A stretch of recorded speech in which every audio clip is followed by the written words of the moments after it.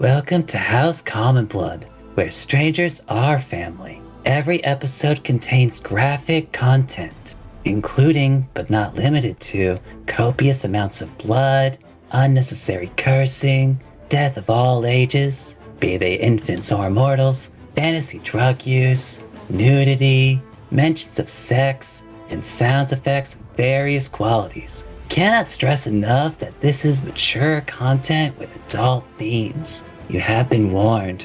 Anyone got a light?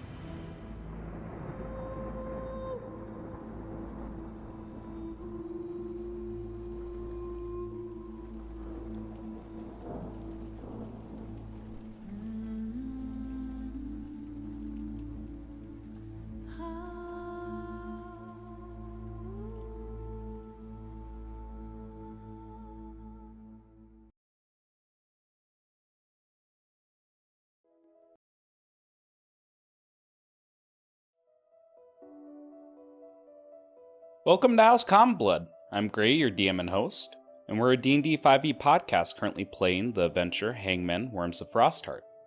This story follows a group of misfits facing sentient calamities threatening to destroy the world. They're led by a Genasi army called the Rebirth Bastion. I'm joined here today by my players Mega. Hello, I am Mega, and I play Eddie, the Otterboy Triton Bastard class. I also play Eddie, as well as any other similarly named characters, past and future. Let's try not to make it in the future. I don't think there's enough space in the wiki. Nita? Very confusing wiki. It's like you've been. It's like you are on the page Eddie. It's like for other pages with this, see Eddie disambiguation. As well as Nita. Hello there, Nita here. I play Aaliyah Oblak, the human cleric sorcerer. As well as Rakuzen.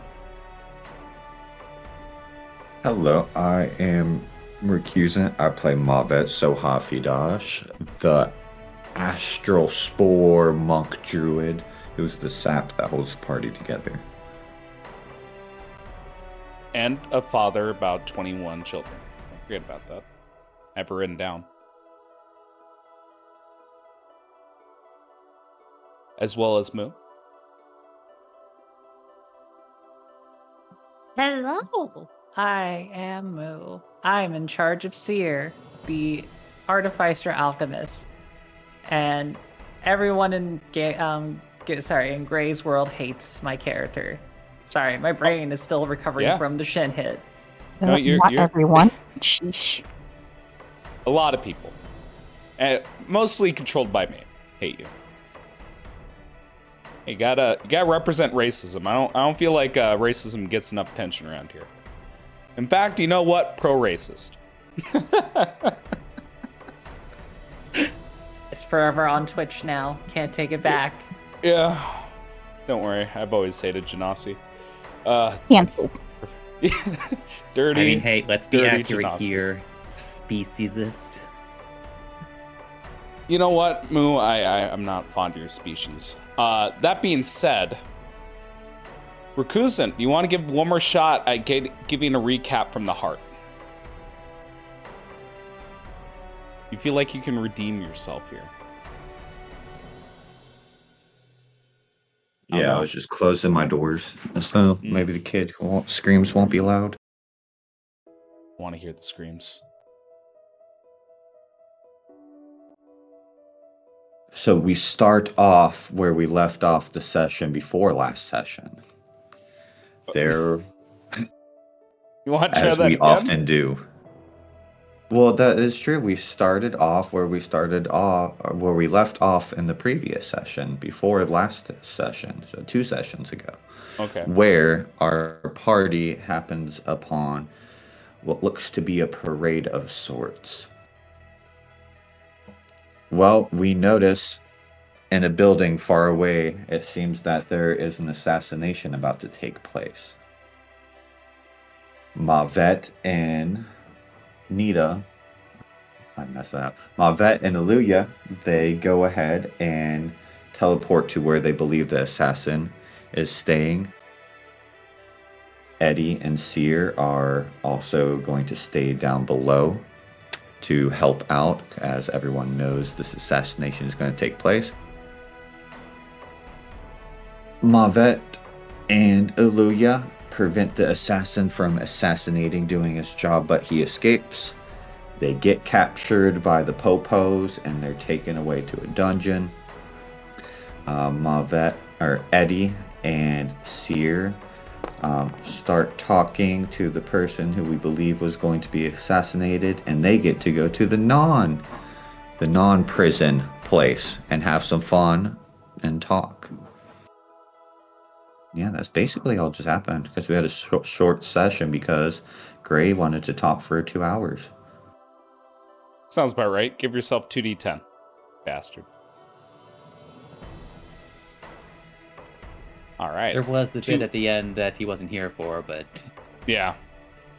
No, it's fine. We're going to be addressing that very shortly here. Towards you, Moomin. We need to take care of your lovely doppel, Swappy, who's getting exhausted as you explore. You rolled a 15, 9, 10, 9, 18. So that's 3 successes and 2 failures. I will note that down. Oof. Nope, not a good time. Not a good time.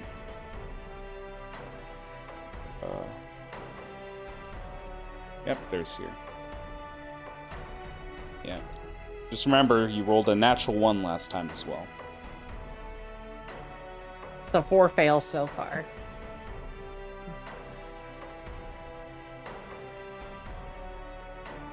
All right. So, while I'm writing this down, Mega, do you want to fill in Mavet on the last little tidbit that happened? It's like, well, while Aluya and Mavet were doing time, Eddie and Seer were essentially involved, like, in their own tasks, as it were.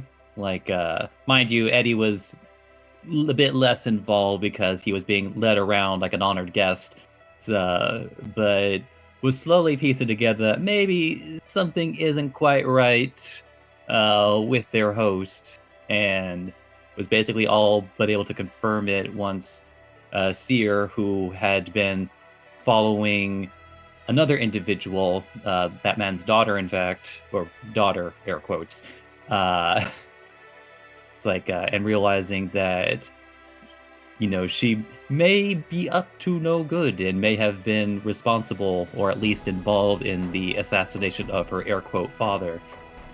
And communicating with some sort of individual that Seer was not yet to identify. But after coming back to together with Eddie, she was able to eliminate the effect that had been placed over the father, and we're now going to be seeing the consequences of that. The consequences. Yep. Well, you know, consequences can be both positive and negative. It's just a word that means, you know, there was an action and then there was a consequence, something that happened after. Yep. Mundo. So let's see how that turned out here as we jump back into the session. Switch up the music to a little bit of social intrigue. This is intriguing.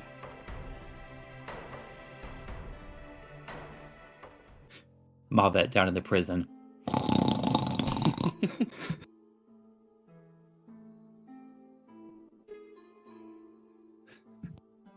All right. So as we get back to it, we are currently within the guest bedroom that Eddie is going to be spending the night in. It's a very comfortable room. Imagine a mix of stone, ice, and masonry with occasional wood here and there. Stone masonry mixed with wood here and there. along with a very large bed. And I believe our little shindig here took place at a nearby table where Eddie and Nereus were enjoying tea, and Seer walked in. No, I might have gotten it vice versa, where Eddie and Seer were speaking for a little bit, and Nereus walked in later. Yes. Mhm. Yep. And it's at this moment where Seer cured him. Can you remind me a little bit about the flavor here? Just get me in the mood here, Seer. What did your dispel magic look like once more? Oh, you mean like how I made it so that this guy was able Yeah. to revert? Yeah. What was the flavor on that? Oh, easy. I get this small little syringe of things. I convert it into what seems to be the equivalent of brass knuckles, and then I basically backhand this guy with a bit, like with a mighty slap, Oh my god. to dispel the illusion he's under. You know? It's totally sound. You're not familiar with level 3 medicine, but You know what? I really didn't think about it like that. That's a very good point. All right. just wait until she's up to like 4th or 5th level medicine where she brings out a machine gun. So, as we find you all within this room here, or you two within this room, and his eyes begin to focus. He blinks a couple times, then his brow begins to furrow as he stares at Eddie and Seer. Seer, remind me, what's your current appearance look like?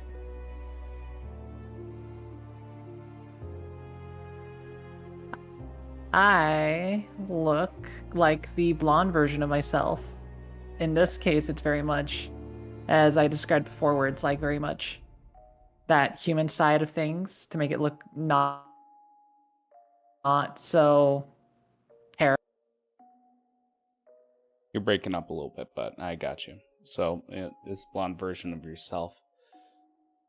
I think his first question would be, What did you do? And I think he would be staring at his like a hand as it fidgets a little bit. I fixed your ailment, if that makes sense.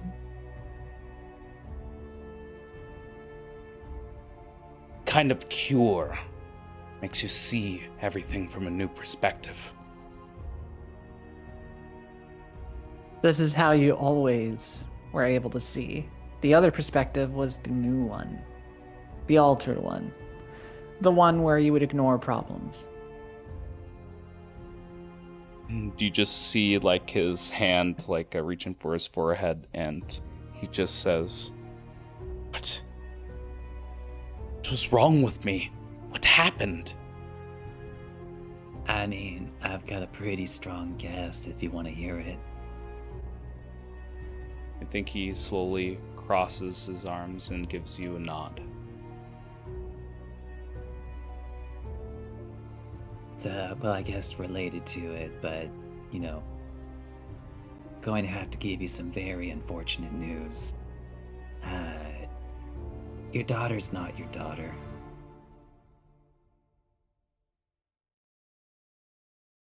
And on top of that, I'm pretty sure she's been pacifying you with something to make it so that, as Seer just put it, make you ignore problems that are very clearly in front of you.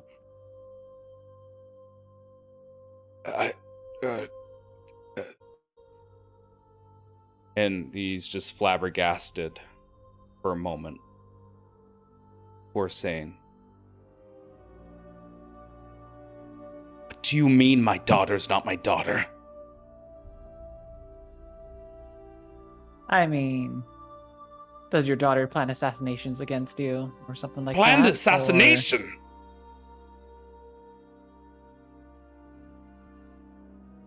Look, Zeddy, I'm not great with my words. Well, luckily we don't have to use our own words. You brought recordings, right?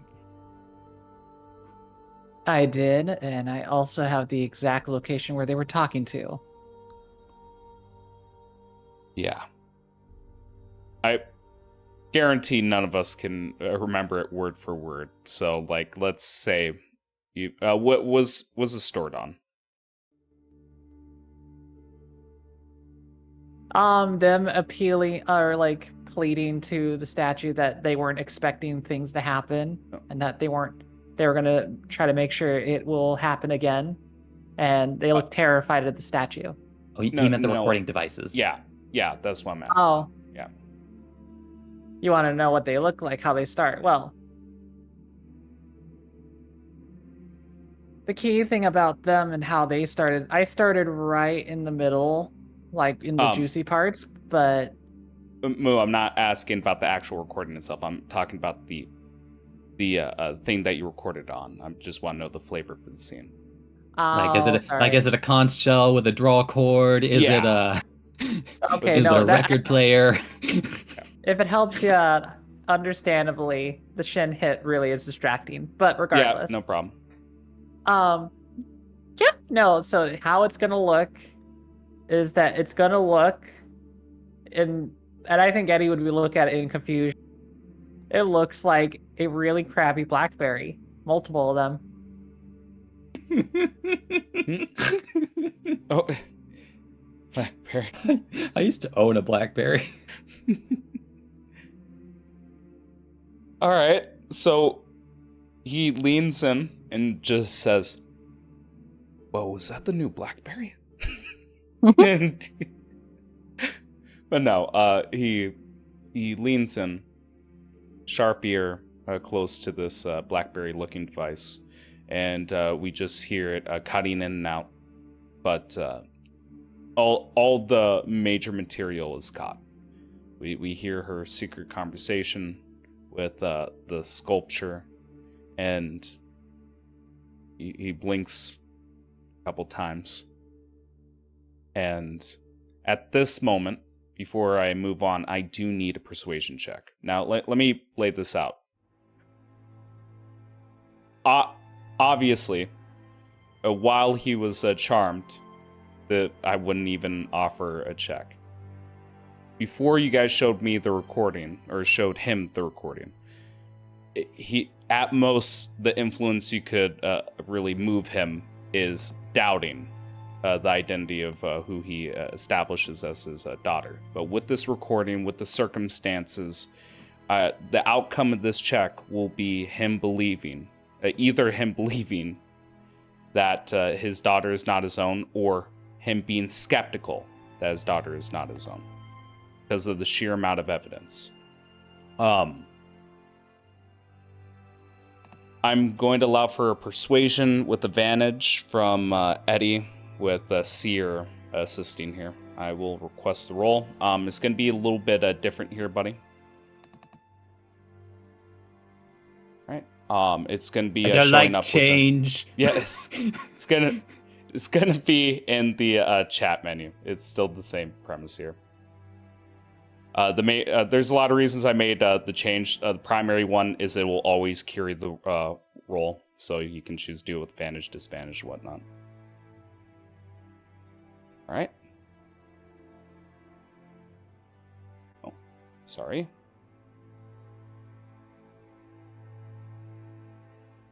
Don't worry, I'll just keep staring at the number 61. This 61. There's sweet children to the board here. Go, my child. Whoa! What was that? That was good timing. I'm not sure if that was a sound effect from... I don't know either. Hey, hang on. I wanna...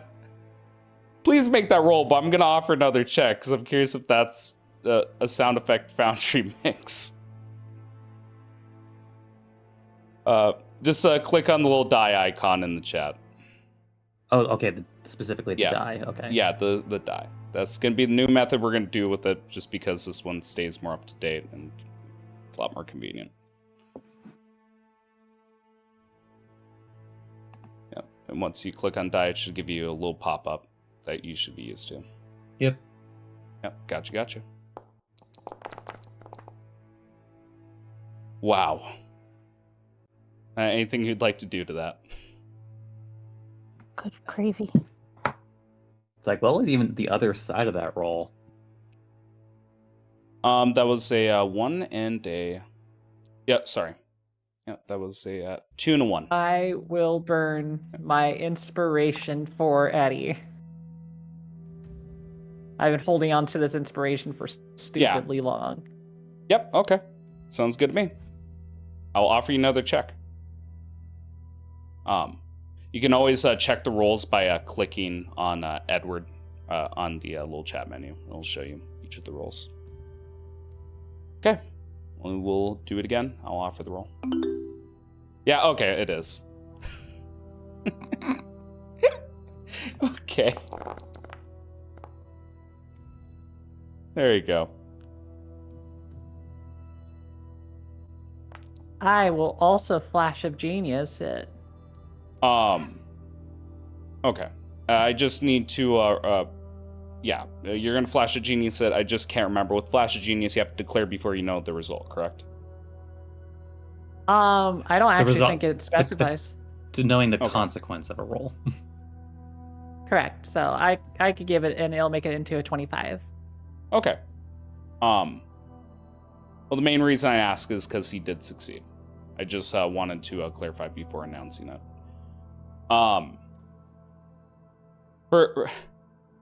First and foremost, everyone please go to the little playlist music icon in Foundry and just turn everything off. I don't use sound effects in here. Do apologize for that. I was not aware it made sounds. It is fucking funny. But my own technical issues aside, as you break this down to him, what's this inspiration look like? Because that'll help me like see how this potential failure got changed here. Seer, what do you? How's your inspiration look here? So the key thing I would say in this case is that the guy honestly is skeptical. Let's be real. Let's just say with like the Addy roll, like he was not looking like he was going to be convinced at all until Seer would like look to Eddie and be like, I think a big bargaining chip in this case is the fact that we saved them, but also I know exactly where she was talking to. So if he needs more convincing, we can even try to put him to that spot and we can investigate it directly. Maybe that might be a bargaining piece that we can use. Honestly, I'm more imagining like get more in the moment, just like looking at Eddie's face. It's just like, hey, Eddie, you kind of said all that a little too nonchalantly. Oh no, they totally would be doing that as they're talking to you, but it's like one of those moments where like, Seer does not do eye contact, and she's actually giving you eye contact, being like, you fucked up. Fix it. No, that's good. Like this is a moment like for Eddie as well, remembering his position, how to carry himself, especially with the contacts. And please, Eddie, like you see that you're losing them. Let me actually hear the role play of you sinking them back in here. Oh, you know what? I'm sorry. And Eddie will actually like put down the vape pen for a moment. And kind of like letting his his eyes narrow a bit, and even the smoke around him does start to thicken a bit. I know it's a bit hard to believe, but closes his eyes and then opens them again as they look a lot more fierce. But as you know, my family is very, very good at rooting out traitors. And right now, thickening once more, your house is full of them. Yeah, and I imagine there's like a little zoom in to his face. There's a bit of a Mobius effect where the background's going back as like his face is just getting a little bit more startled, a little bit more shaken, and he just says underneath his breath, "Where is she?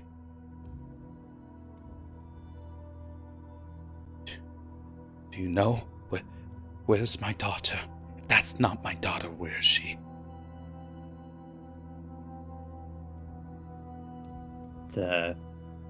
His face softens a bit. You don't have to worry.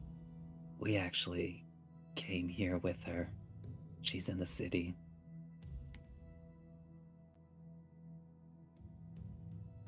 And I think like a little bit of relief comes to his face, and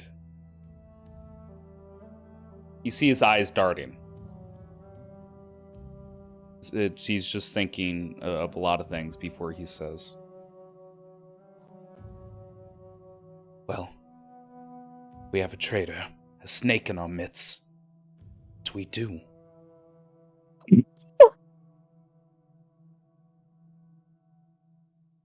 Well, Fuck for was that? starters, Go ahead. it's like Go ahead. looking to Seer.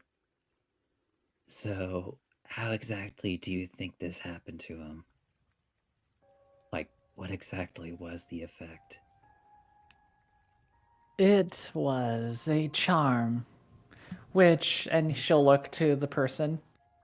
Can you describe to me anything that would influence you being charmed in a way that you would consume or apply? For example, women applying their lipstick and that being a thing, or even simply just eating or drinking that could be consumed. Because, well, as far as I can say, to hide something like that, you would basically have to deliver it directly to you. I don't think it was cast long distance. Not to make it in a way that would be, as I would say, permanent until dispelled. Your daughter doesn't prepare your food, does she? There's a little bit of an exhale as he says, "Always made my coffee."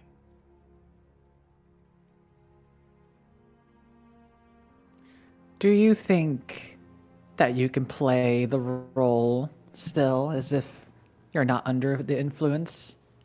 If you can, I will acquire that coffee and I can analyze it, doubling the check to see that it's coming from there. If not, it means there's another means that they bypassed.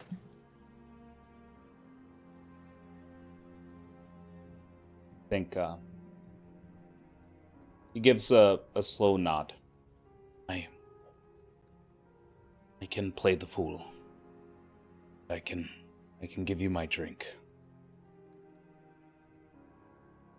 I need to ask, what are we going to do now? Organized a banquet. She's going to expect food. I'm going to be sitting at a table with her.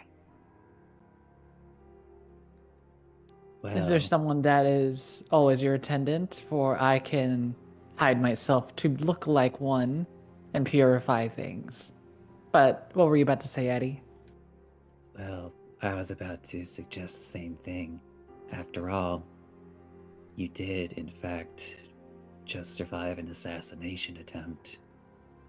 It would be more than plausible to have somebody double checking your food in the event of possible poisoning. We have servants. It can be done.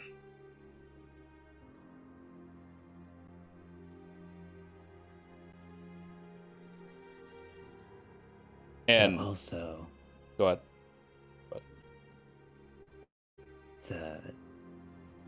of course, that's more just something to do in preparation for the coming event, but we do need to have a bit more How about this? So as Eddie like picks back his vape pen and like sticks in his mouth a moment.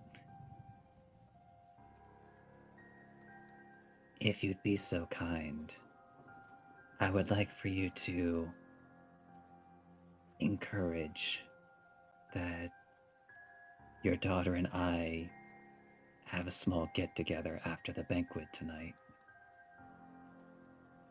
In this room, in fact. Easily done. You are esteemed a guest.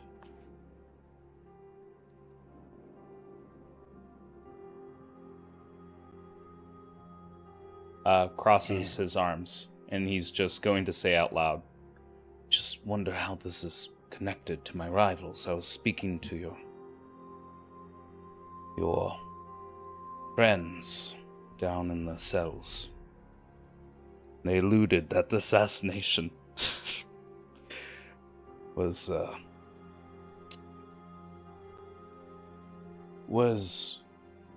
exacted by rival politicians within the city.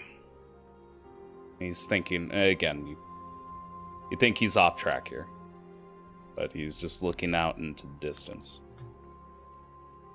I think this has a lot more to do with the stability of your city, sir. Furrows his brow. Might be so. The fact of the matter is that, as you've probably now realized, there's a number of different strange things happening in this city, but most concerning is that communication isn't going in and out of this city or even within it. His eyes go wide as, again, he is beginning to remember that issue. Yes. Yes, you're right. It was when the storms on the plains started going wild. Yes, the tribes, the long-necked tribes, they're becoming more savage. Like, they're encroaching on our territory. And, again, he's piecing together a lot of separate facts here. But it seems he links the issues with communications with a storm and the centaur tribe that wanders on the ceiling.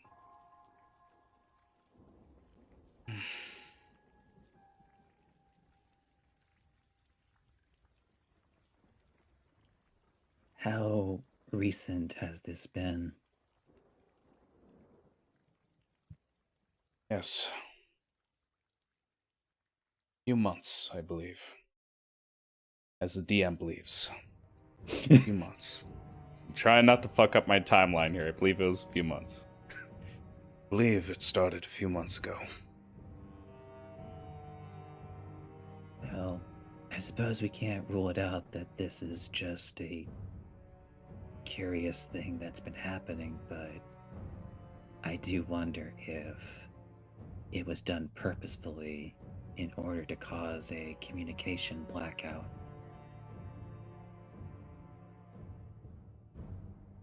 His nostrils flare. The timing is just too well. It happened when Giuliano was encroaching on our islands, when we were expecting shipments, when we couldn't coordinate. Yes. Timing is too well.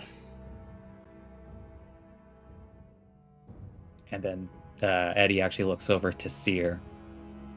There's also a matter of the eggs, which I can't help but feel is connected.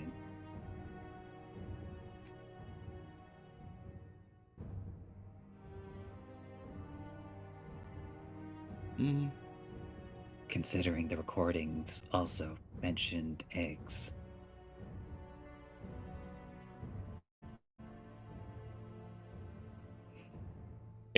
Anything from Seer? Seer is listening to it, but kind of like thinking about it on the moment with like where it's coming from or this kind of like situation. Seer, I would honestly say Seer's in this moment of like deep thought, trying to like connect all these things together. That's the thing. That's kind of why I'm staying quiet. Because I'm just sitting there go like, I don't think they would speak right away because in the case they're just trying to make a plan in their head, you know? But in any case, Yes. I'll definitely be able to get more information after I have the chance to meet with your daughter. So, time is running a bit short here. And I think he would be looking down the hall, looking at the doorway towards the hallway, and he would just say, "Your friends, do you put your honor as a haze for their sake?" I do. And her to have a couple more faces at our little banquet here.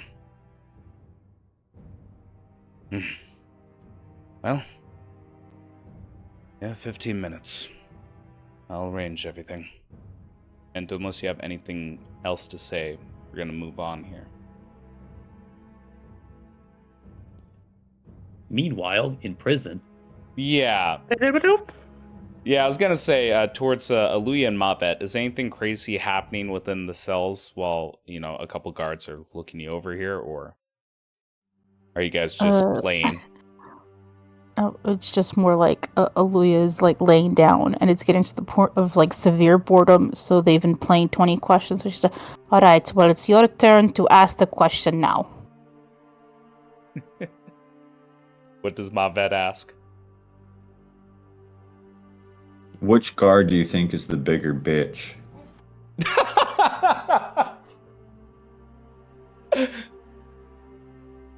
I'm not sure. You do a little spin for me, and then you do the same.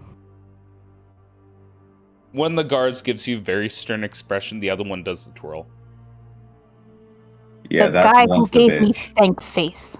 The one that gave me steak face. Alright. So you guys go back and forth, going through your 20 questions. And eventually, again, the one guard from a last session that gave you a whole bunch of stank is coming over with a ring of keys and unlocks both of your cells. And I think he would just gruffly say, "I'll show you to your room. This way." We are getting better accommodations? Yes, had quite the impression with the master of the house. Of course we did, because we are innocent. Yes, it would appear so. Shakes his head. Crazy how that works out, huh? Yes, I guess even the people in charge get the facts wrong once in a while. It seems like that is traitor talk, you know? Maybe we should bring that up. And gives you a long stare before looking away and staying silent. As It seems like you- all of you guys have a staring problem. they stare. Before Aluya turns to leave, she just, "I thought so, punk ass bitch." And she walks out. Punk ass bitch. Alright. So at this moment, you guys are all brought to your own accommodations, your own rooms. You guys have a small amount of time to prep before the banquet. Is there any grandiose plan that you guys are going to try to pull off, or is this going to be like a social interaction going back and forth? Because at the moment, the person, to your knowledge, the person that is impersonating Jalen is unaware of how much information that you guys have, and she is unaware that, quote unquote, her father is dispelled of his charm. I'll let you guys have the table for just one moment here. I'll be right back.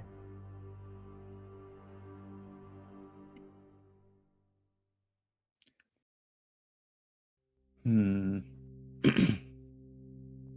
to think if there would be anything in particular that would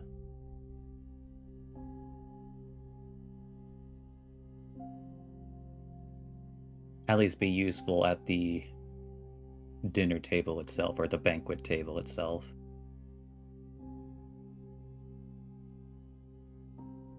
I mean, if you do give me a diamond of 200 gold worth and we turn it to dust, I could live rewarding the spot.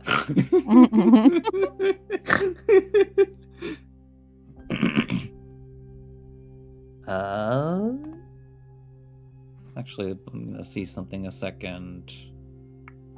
We just make it the condition is that he falls under the charm spell again. Suddenly it activates and explodes. I'm not sure if that's the effect we want to go for. He's not going to expect it. He's not going to expect it. It's perfect. Everybody's just going to be like, assassination attempt. And then he's going to be like, the hell. All right. I trusted you. I trusted you. For you Double guys carry agent out the time. fucking assassination. All right. Is there any big plan that I should be aware of, or is everyone just gonna hit the ground running here and take it as you get it? Well, the key thing I know is that I have to be with the guy to make sure I can purify his things. Yep. So let me look at something important because I do have a lot of free spells. That's the key. Like, let me make sure I have all the spells I really do need. Okay. So let me make sure. I mean, one, I'll definitely give him one of my elixirs so that if he's like damaged, he can heal himself. That's one. Okay. I'm just trying to see. I'm just making sure I have my spells correct because here's what I ideally want to do. First, I kind of want to have the ability to detect magic on one end. Okay. I have to keep my alter self on. So if I don't have detect magic on, I have to do see invisibility, but I could give that to someone else. Actually, do I need concentration on that? Okay, look. You can concentrate twice. Idea is, I'll see invisibility doesn't require concentration. Yep. So I would just stack spells. Okay. And then what I would do, if I have the spell, purify food and drink. I would look for that. And I would be right by the guy the entire time. I basically would be his bodyguard. And I would have to redisguise myself to look like a sea elf. Okay. So you're disguising yourself to look like a sea elf. You're doing detect magic, purify food and water, and see invisibility. Yep, see invisibility. All right. Trying to see if there's anything else I could stack. Yeah. One more thing I want to do. Yeah. I am going to burn a 3rd level spell slot to cast Tiny Servant. Okay. It's because what I'm thinking I would like to do is make it something that looks very nonchalant. And why I say that is because I'm trying to read the spell carefully, but I think I have a mental connection with the Tiny Servant, which means if I turn it into a pendant and then I have the dad give it to the daughter before they start, I have surveillance on her at all times. But I'm going to read it very carefully first. Yeah. All right. I think I got a grasp on a lot of the strategies that you're doing. Please do take off any spell slots that you expend here. But yes, purify food and water, see invisibility. Alter self or disguise self for the sea elf? I have to do alter self. Okay, alter self, sea Switch elf. into an outfit. Yep. So Valia gets to see a sea elf version of me because the hair is not going to change. All right, I got. Still going to be like big and bushy. Yeah, I got a majority of your plan in my head now. tiny servants. So the idea is you're gonna have them follow fake Jalen here. But the key thing is this, and this is why I was mentioning it, because this is also how the dad can get around things for me, if it makes it easier, because the dad's going to spoil the crap out of her. I could touch one tiny object that isn't attached to another object or surface. Okay. Oh, and it says isn't carried by another creature. Dang it. That's the keyword I missed. All right. Yeah, I would have something tiny following her. So we'll say it's going to look like a brooch that has like spider leggies, and they just follow behind this lady. Yeah, that's perfectly fine. Make that work. All right, please expend those spell slots. Anything else anyone else is doing? Keep in mind, you guys have 15 minutes before the banquet here. Mavet and I will be loose cannons as to being separated from Eddie and Seer. Okay. What the hell does that mean? Just we have to go with the flow with whatever ingenious plans they make, as to the best of our abilities. The wild cards, gotcha. Mega, anything special that you're doing? To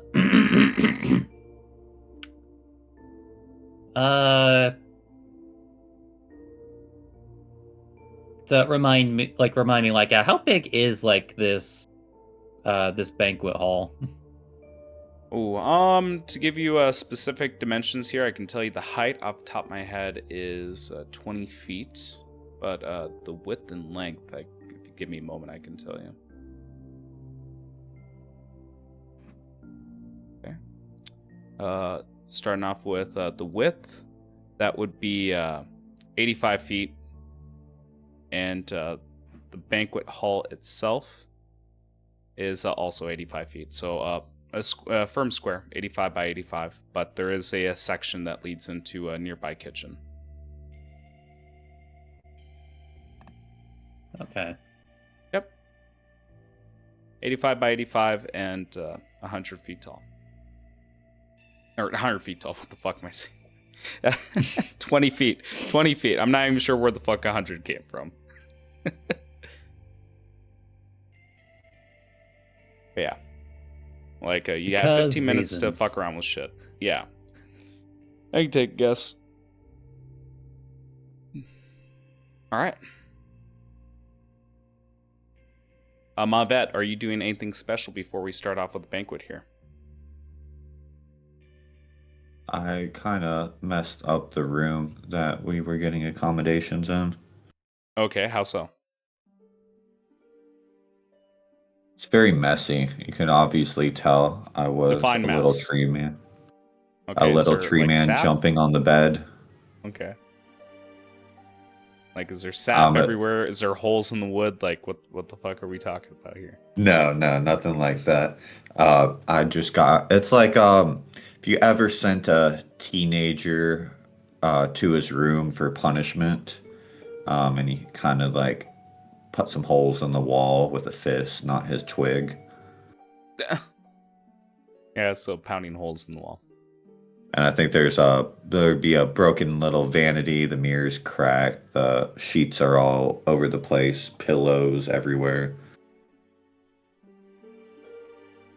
Okay. Crude tree figures drawn on the walls. It looks like there's an attempt of making some slurs about a specific guard written on the wall, but you can't tell because again he only knows half the alphabet of common. Oh my god. All right. Only half the alphabet of common. It's instead of knife-eared bitch, it's Actually, I don't remember if the guard was elven or human. All of them are elves. Yep, you're good.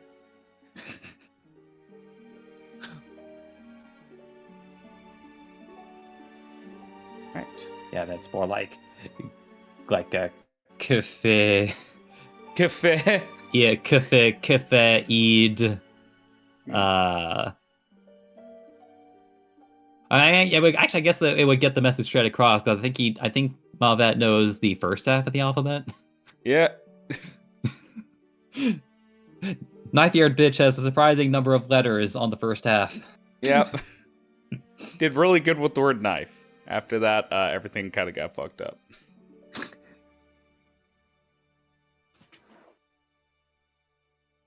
All right.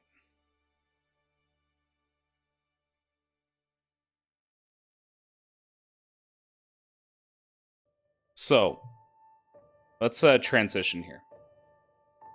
Camera pans into a room, starting off with the chandelier. The chandelier has a few like flickering flames and dripping candle wax. As the camera swings down, we start to see the red carpet, the red wall, just velvet lining.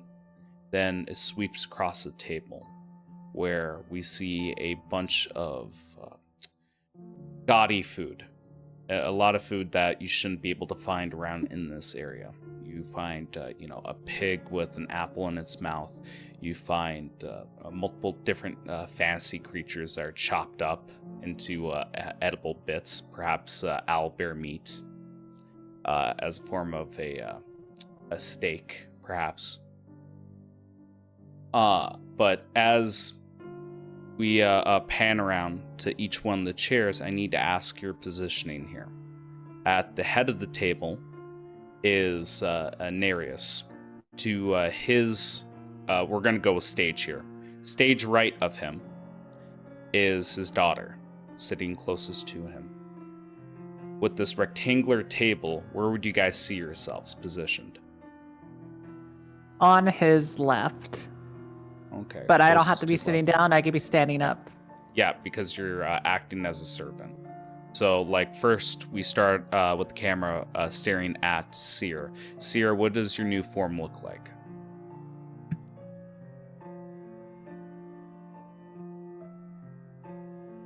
One second. Okay, there we go. I don't want to raise suspicion, so I am looking like the group now. In fact, sadly, I think I might have to take another point of exhaustion because I switched again. So, Yep. basically, I will look like a sea elf, although not too different from what Seer looked before. Maybe they'll look a little bit more... How would I describe it? They made themselves more shapely so that they would basically make it so that it wouldn't be easy to recognize them. They would still have the same, large amount of hair. They would have their garbs changed, so they wouldn't be wearing their clothes that they were before. They probably had to ask, hey, I need to wear servant garbs. I need to borrow this for a moment. And it would be in just a simple blouse, skirt, nothing too complicated. They, besides having pale skin, their eyes would very much be a common color. So I don't know if sea elf eye color is the same as a human currently, but I imagine it's a nice light sea blue. Mm-hmm. Yep. And keep in then mind, lastly, even with the servants, there's always a Polynesian design, so you have a lot of weird patterns and a lot of weird zigzags and stitching with these clothes. correct. And I also think the final thing I would have is that Rascal, though they wouldn't be on me right off the bat, they would be... actually, never mind. I think Rascal would be right on me, and I would Also, actually make isn't it not Rascal look... Rascal? Oh, you're right. It's Spanky. Yeah, I'm so yeah. used to Rascal. Hey, you watch But your mouth. Spanky... Rascal was good little sorry. boy. But what I would probably do is I would turn Spanky into, funny enough, some jewelry. So basically, I don't think they would have a hair clip because, embarrassingly so, I don't think Seer has the knowledge of putting their hair back. Really. Okay. They don't do that. So basically, maybe more like a pendant. Okay. Although, actually, a good go future question, because if we're talking about the alter self spells specifically, is the exhaustion effect on Seer incurred by the effect itself that can like the use of the ability, or is it something that happens every time that she changes her form? Because Alter Self actually allows you to continuously change your form for the duration of the spell. So theoretically, she can change her appearance multiple times with the same casting. Okay. Give me 1 second to actually look at Alter Self here. All right. It's like slightly different from Disguise Self. Yeah. I would say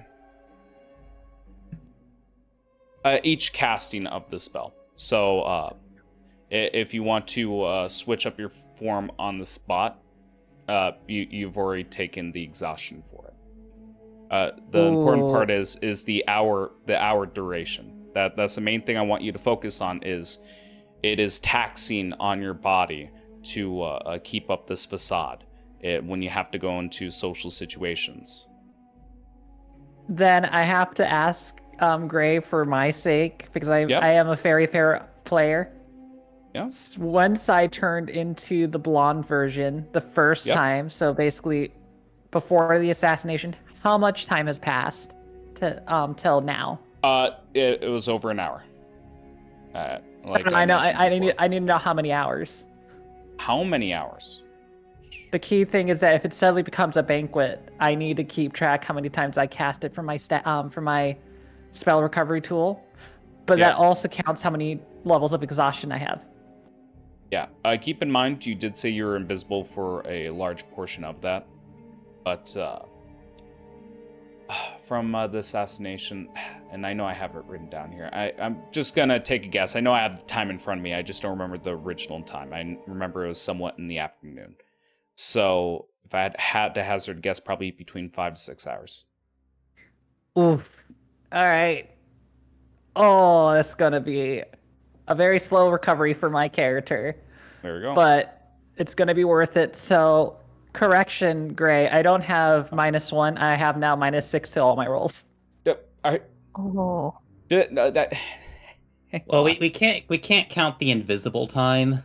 That's why I'm mentioning here is I'm willing to be lenient here. 2 castings, like 2 castings of it. That's perfectly fine. Okay. Because I'll go we with have that. a lot of unaccounted for time, and again, we have to remember Seer is smarter than all of us at the table.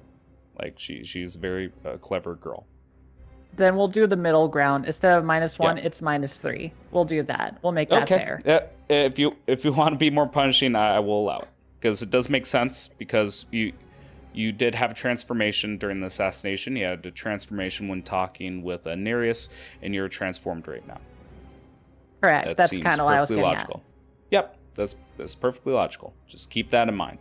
That you can change yourself and be acceptable in public, but you can't maintain it for long periods of time. All right.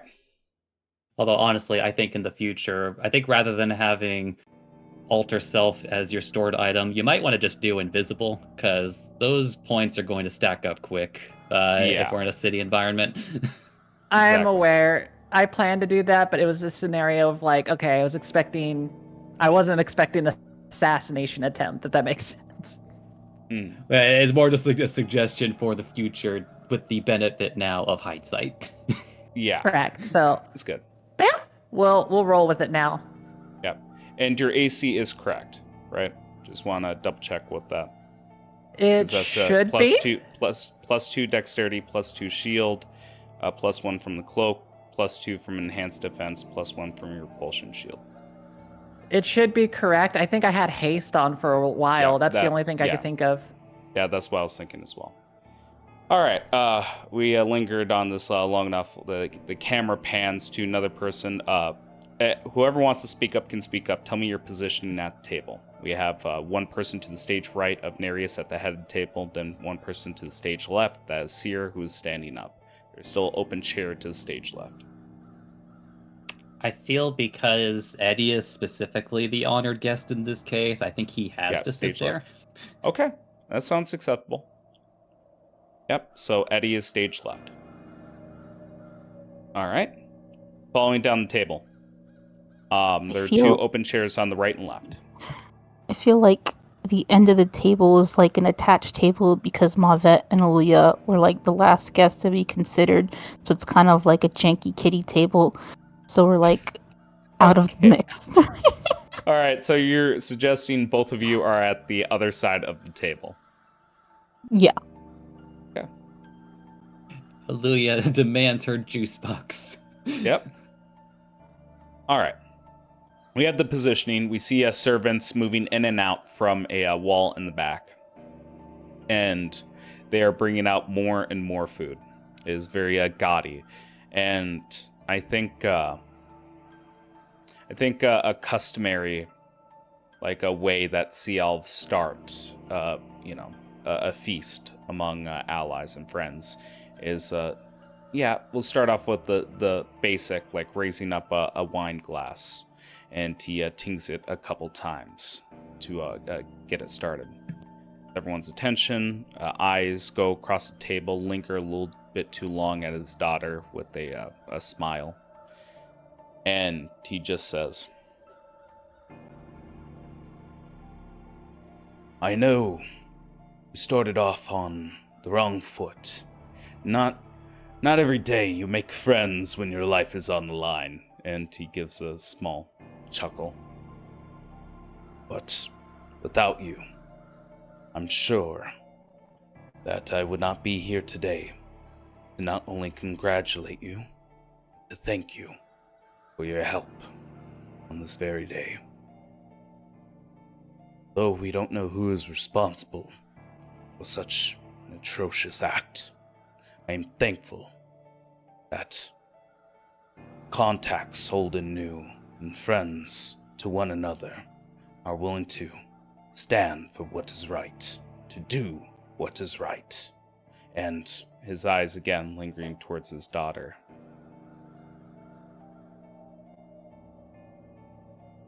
To know when it is time to make a stand.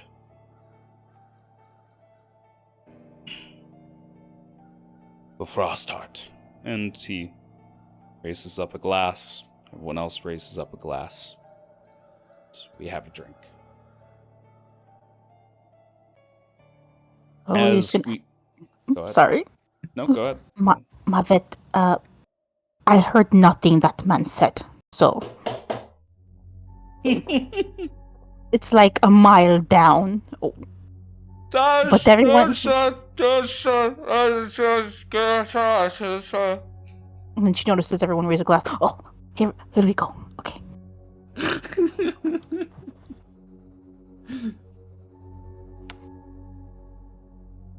Okay.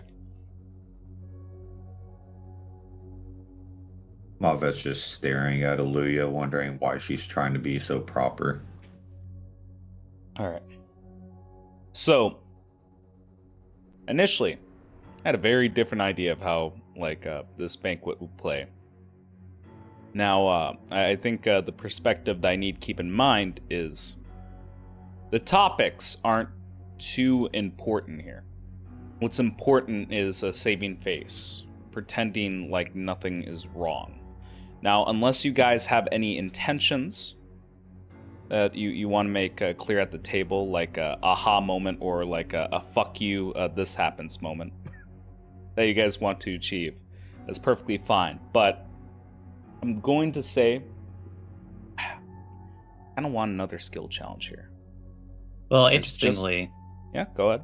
Let me hear it's it. like the thing that I planned on doing specifically for this event is at some point Eddie does like during the banquet, pull out his his vape pen and kind of smoke on a bit, but as the smoke actually ferries off a bit from its tip, it actually does sort of I'm gonna say blanket / sputter in Jilly's face for a moment. Okay. As he's actually going to cast Hex at level 2 on her. Oh. Okay. And giving her disadvantage on wisdom checks. Wow. Okay. This includes her insight. This includes her perception. That is such a damn good start. Yeah,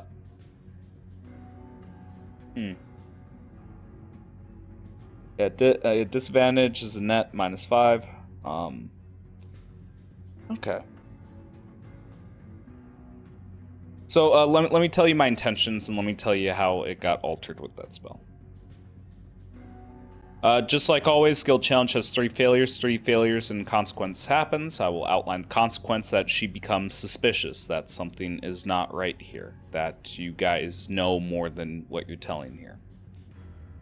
I was initially gonna have this be a bit of a longer banquet with 7 checks, but looking at this, I'm gonna say you need 5. It's just an automatic 2 successes because that's just a passive thing, and it is towards her insight. She's trying to be analytical of everyone. Do you have any because I'm not exactly sure how the casting is being done. Do you have any way of stealth casting this, being subtle about it, walk me through this? That is exactly how I cast it. Okay, subtle spell. Just Gotcha. like I was in the sense that I essentially blew smoke in her face, like from my vape pen, which I was doing regularly throughout the, her knowing him. So it's just like I don't think she would necessarily have any reason to suspect that was a spell casting. Okay.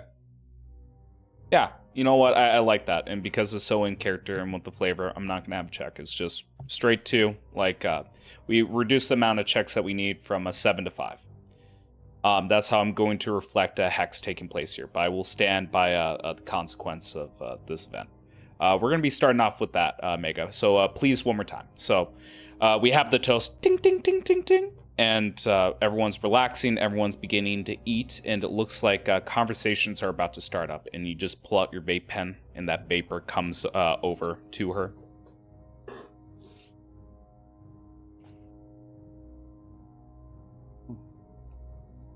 Comes over to her. Yeah, go ahead. It's like, oops, sorry.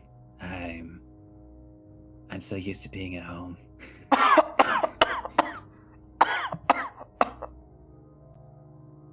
Please. It really hurts. Lungs. What is that? And she's just wafting away. Yeah, wafting, trying to do the hand fan to herself. It's something that my family makes. It's really good stuff. Great at parties. Oh, parties, you say? Social gatherings with all the nobles and whatnot? Among other things, yeah. Yeah, it gives you a bit of a long stare here. Then we're going to go down the table. I'm going to ask Seer, because you're acting as a servant here. How are you maintaining your disguise? How are you checking for issues at the table? How are you doing your purify? Walk me through your process here. Well, first, if I was trying to maintain my disguise, the key thing is that very much I would try to keep up the role of the servant situation. And why I'm saying that is because, if I'm on the side of the guy that we're protecting, very much just I wouldn't say looking meek, but more of looking very much reserved, hands crossed at their hip, basically just waiting for any commands. If this guy was he could tell me, it's can you check this thing here? And it's yeah, because the big why I love it too, and why I don't mind this guy doing that, he almost had an assassination attempt. So it would make sense that he is suspicious of other things. So probably he would do the old-fashioned, I'm going to have a servant check things first. Mm-hmm. And I guess I guess it's not even verbal. Like he just pushes his food aside for you to make contact with, for you to investigate, to essentially do the taste test or like however way you want to do that with spellcraft. But mainly, it sounds like you're doing a bit of a performance here. A little bit so. The key thing too, though, is like how it cast a spell. Let's see. I want to make sure I'm doing this right. So let me see if it requires touch for the spell for purify food and water. It requires a range of 10 foot. So what I would probably do is make a show of it in a sense of like, here's a big thing too. A lot of times in the past, people used to use silver forks to see if there anything corrosive in the things because silver basically corrodes pretty quickly. But in this case, Sierra would basically like insert the fork, and as they insert the fork to like the food, like one of the foods, she would cast a spell, and it's a 5-foot sphere. So that means anything within the 5-foot sphere would just get purified. Yeah. So we see that effect take over the table and any food at the table. And then as they would eat it, basically, if they're... This is also why I don't mind doing the food testing thing. The guy knows that something would be off with it if Seer, this like very stoic, like professional person, suddenly acts strange. He doesn't know me well. Like he doesn't know Seer well enough, but Eddie knows Seer enough to know it's like them acting funny means something happened, you know? So that means I would taste all the foods if purified food and drink would not work. So after that, if it's all good, he would be able to see that she will nod, and then he just eats and drinks. And then she just goes back being boring. Although she would investigate on the side to see like if anything's going on. I don't think she would insight. I think she's more like analyzing if the food has anything strange, if there's something like off with color. They're very much like analyzing all the things on the table, you know? I'm actually going to require 2 checks from you because I'm going to force a roll here. First of all, I want to see if you're keeping up appearances. I want you to do a performance for me. And following with that, I want you to do investigation on the food. I'm going to have this be back-to-back. If I failed the check for the performance, can I describe what happens? Because I know exactly how to describe it. Absolutely. Yeah. I will I have offer you the rolls. inspiration to give. Okay. I will offer you the rolls here.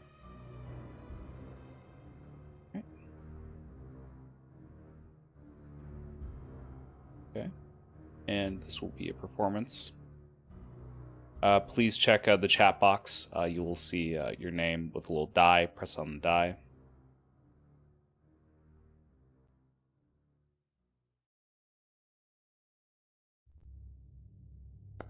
Yeah. We're gonna see how it goes. Ooh, okay, it could have been a lot worse. All right. Excellent. I will do a spin of both, so I'll flash of genius, and I'll describe what happened with that 9, if that helps out. Okay. Well, first is Aluya going to be spending inspiration on that roll? If Seer wants to take it, yes. Would you like to take it? I will take it just because, even though I rolled a 13, I am basically rolling with a -3 at everything, so. Yep. Sounds good to me. All right, I'll offer the roll one more time. I can only go up from here. Well, yeah, that is correct.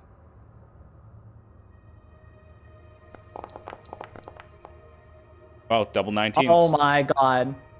Yep. All right. So, like I explained, like how you nearly fumbled, then Aluya, I want to hear how this inspiration looks, like how you're assisting Seer in this moment. Then I want Seer to explain like how she keeps up appearances. So how do you almost fail, Seer? So, fun fact, and this is what I imagine is different for Genasi, so you could correct me if I'm wrong, Gray, Yep. But depending on the genasi, food tastes different. So like for a fire genasi, since things are at higher temperature for them, they can't really taste food as much as they want to because like you could taste the real taste of food if it's cold, and when you cook it hot, it dilutes that a bit. So they make it extremely hot. So seer doesn't really care what they eat, you know, because like, oh yeah, I don't really taste anything. But this is the rare moment where Seer actually alters self and like tries food, and this is like one of the best food she ever had because she doesn't eat at banquets. So literally, it's one of those moments where like Seer just like immediately makes this face of like excitement, like just suddenly her eyes dilate, being like, "Wow." Aluya, you see her getting lost in her job. What do you do to assist her? I first want to clarify that being sat at this bank all the way down, I didn't notice Eddie because there's like smoke cloud all around him, and then I see him and I kind of give him a wave, and then I hug myself and I throw that hug at him, and then my eyes shift and I'm like, oh, that is an interesting sea elf for some reason. I wonder what her name is. Interesting. She might trip it. Watch out! I love the idea that that your feelings like persist no matter what fucking form she has, even if you don't fucking recognize it. That's good. Like her beauty is extends to all forms. There you go. All right. That was a success. You're keeping up your appearances here. All right. Now I'm going to you want to do investigation, and we're going to be focused on food, like seeing whether the drinks, the food at the table, like have anything dangerous. You already did a purify food and water, so if there was something dangerous immediate towards Nereus, it was taken care of. But it's still good to check most of the table because. I don't believe you can repeatedly cast that, can you? For free. That is correct. I have to. Yeah, so you got to be very careful about it. Yeah. Well, so Nereus is theoretically, safe. she can. Theoretically, she can ritual cast it, and she is actually able to, in spite of concentration, because she can put the concentration of the second thing on somewhere else. There you go. All right. Well, if that's the case, then it's just more time consuming. There's not really a potential failure. It's more of this banquet gets elongated. All right. So you're going up table to table. That's just another success because you're doing a ritual casting. There's if there is anything dangerous that would come into contact with your friends or Nereus, it does not.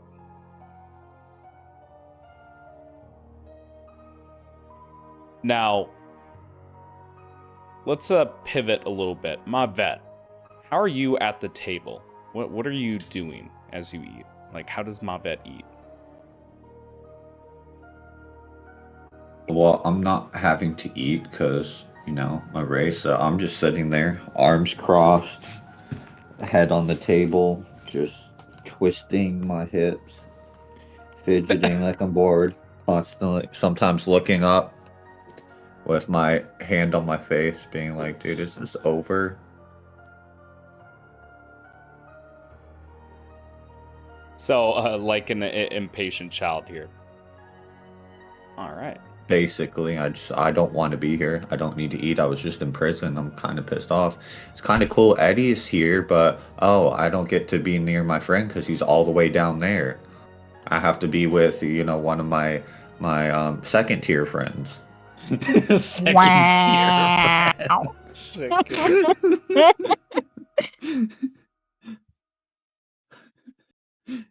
Incidentally, how many tiers of friend does Mavet have? Aluya's 3. No, Aluya, you're tier 2 along with Seer. Eddie is tier 1, and then Eddie is tier 8.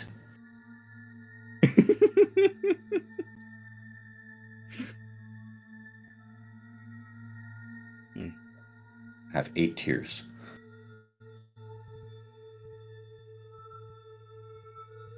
Then I guess it'd be more of an open question at that kind of behavior at the table. Nereus would speak up to you, Mavet, a little loud so you could hear it, like down the table line. So, where do you come from? I've never seen something like you before. You know, that's a good question. I am not sure myself. I kind of just found my friends here, and I don't recall much of my past, mainly, but I've just been roaming the wilds a while. I don't need to eat, don't need to sleep. So, time just kind of melds together.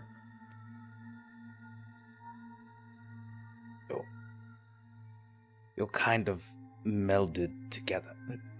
And again, like, he's just giving you a bit of a strange look down from the table here. That begs the question, what business do you all have up here? And I guess, again, this is more oriented towards, like, Mavet, expectantly. My business is with that, my friend right there, as he points over to Eddie. Look. If anyone hurts him, I kill them. Because they're my best friend. Yeah, you know what? That... Give me intimidation.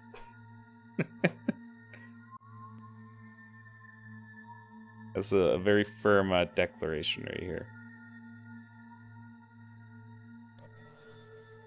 Intimidation.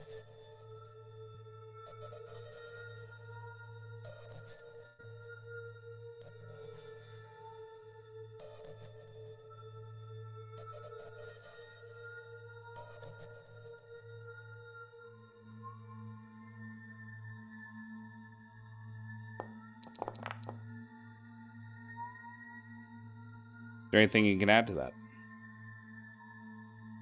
No. I mean, I guess possibly Aluya could guidance it, but since you are at that same end of the table. That is factual. If he doesn't mind the shock, then yes.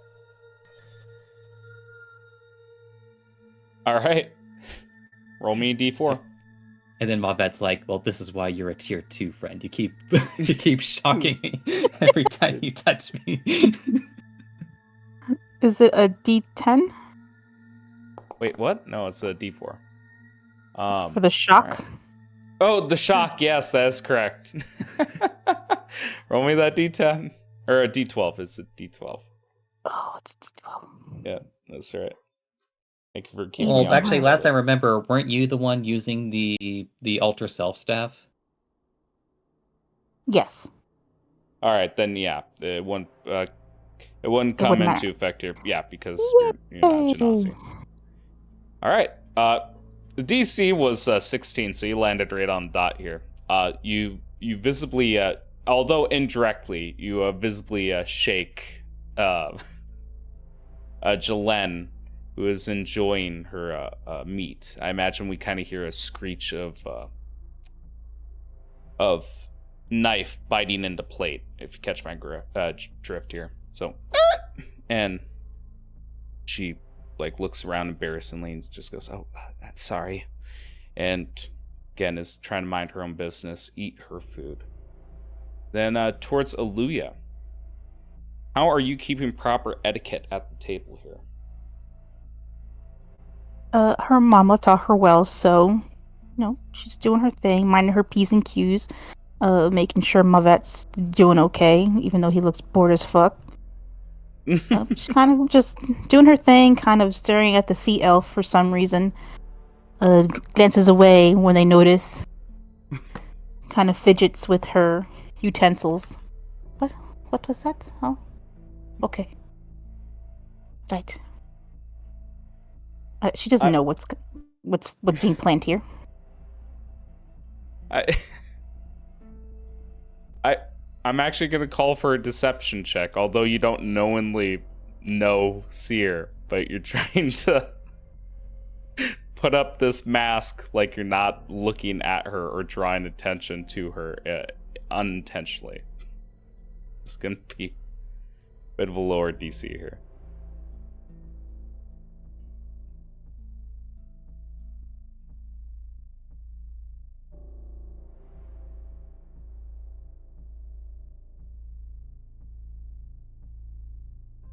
You said disadvantage, right? Oh no, I didn't say disadvantage.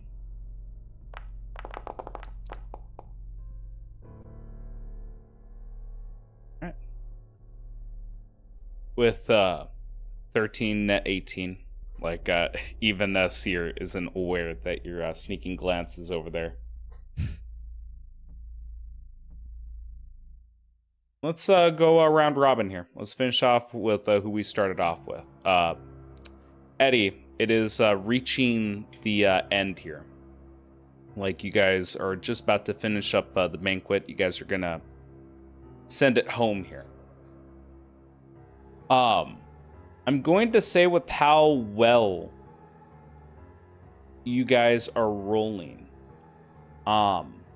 Is there anything you do to put Jalen off guard? Because this could have a mechanical benefit. Oh. Later. Yeah. Oh, I hope you're ready for this one. Okay, what do you got? just like Eddie nonchalantly toward the end of this banquet, kind of looks over at Nihilus and says,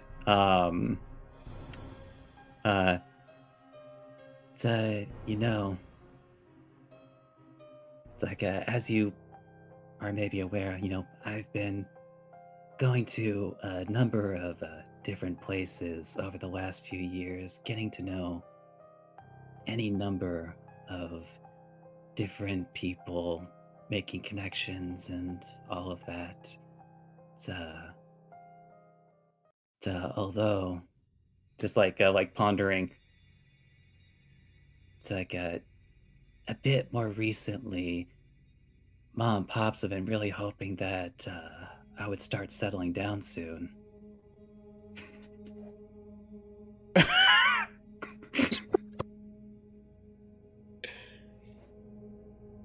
Her eyes slowly begin to widen. And I do have to say, your daughter is quite charming. That she is. Anyone would die to be with her. Wouldn't you agree, honey? And he just leans a little bit closer to her with a smile. You know, Mr. Hayes, I think I see where you're going with this.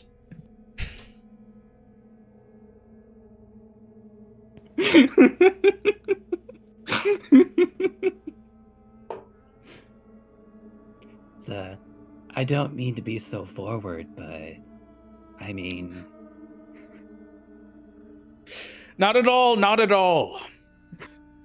In fact, I would say you have the Father's blessing.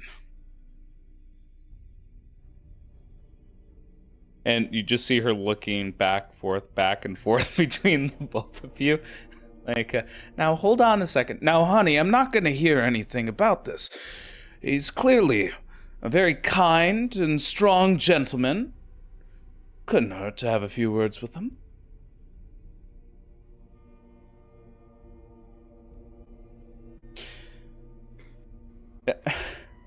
I'm trying to think.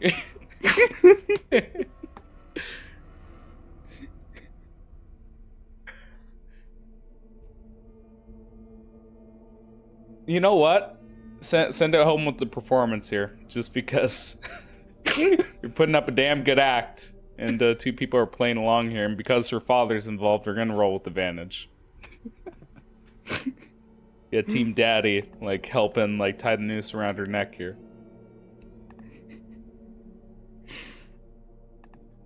All right. It's like these are the risks of like, you know, taking on the appearance of a noble girl. Yep.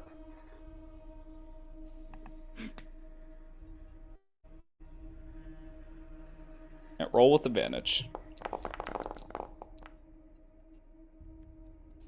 Oh my god. I'm not really rolling that well with advantage today, but No. I will do another flash of genius. Okay. That's the case. I'm not shitting you. DC was 15. Let me be very clear about like the failure here. It's not that you weren't persuasive. It's more of how resistant or how much she breaks her roll here. But with Flash of Genius, explain how the servant assists here, Seer. So if we're trying to break her roll a bit, so to basically make her feel awkward, a distraction is one of the best ways to catching someone off guard. And then when they say things, like in this case, the father and Eddie just talking amongst themselves and be like, of course, let's have this meeting here.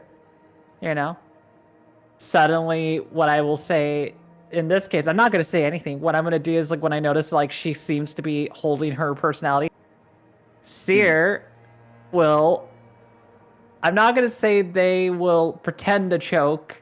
Seer might choke a little bit. If I have to, I will basically have Seer put the fork too far. Okay. And break this down to me, Moo. How does this assist? Like, I think I'm missing the big point here. Well, the idea is that if she's, trying to keep up appearances and stuff like that, like I said, distractions. Basically, Okay. it's hard to ignore someone joking. Yeah. Okay. So For a you're being an temporary you're being an obvious distraction here. That's taking her off guard. You're taking away like her moment of clarity. Like any ideas she has, it disappears from her as she looks towards you with a scowl, and it looks like Nereus just says, "Well, Mr. Hayes, I think you and my daughter should really get to know each other. It would be good for our families to have a bit of a stronger bond."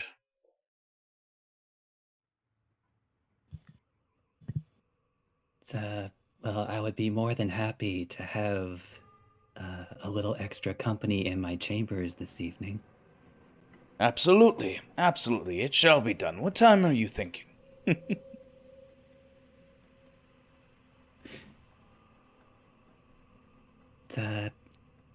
Perhaps maybe an hour from. Oh, no. Half an hour. I only need that much time to properly freshen up after a meal. All right. And I kind of want to imagine like we finish off the banquet with like a zoomed in a camera shot of Eddie's smug face and Jalen's scowl. And I want to imagine we cut to black with that finishing the banquet. And we're going to take a quick break here. I would recommend the players talk amongst themselves if you have anything that you want to pull off or do within this bedroom. All right. We'll meet back in about 10 minutes here.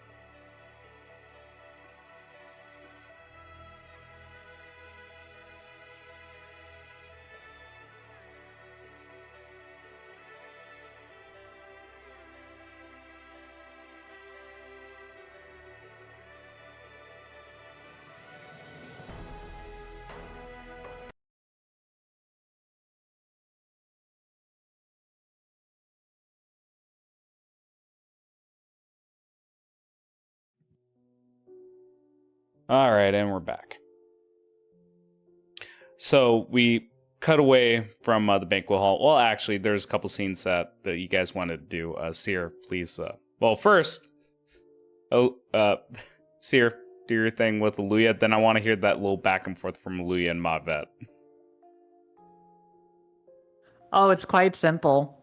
Yeah. Very much Seer, as the elf form, would just slowly approach Aluya with a unusual drink on a tray after maybe the master of the house is no longer eating or needing a drink. And then Aluya would see this, I would say, unusual sea elf kind of like approach them and just simply put this glass down as they... Well, and this is what's beautiful about Alter Self. I could change the voice of this person, you know? All right. So that's the cool thing about it. As they probably would look to Aluya and be like, a special request drink from a guest that you might be aware of. Said to drink it once the mademoiselle is busy with Eddie, or in this case, Mr. Hayes.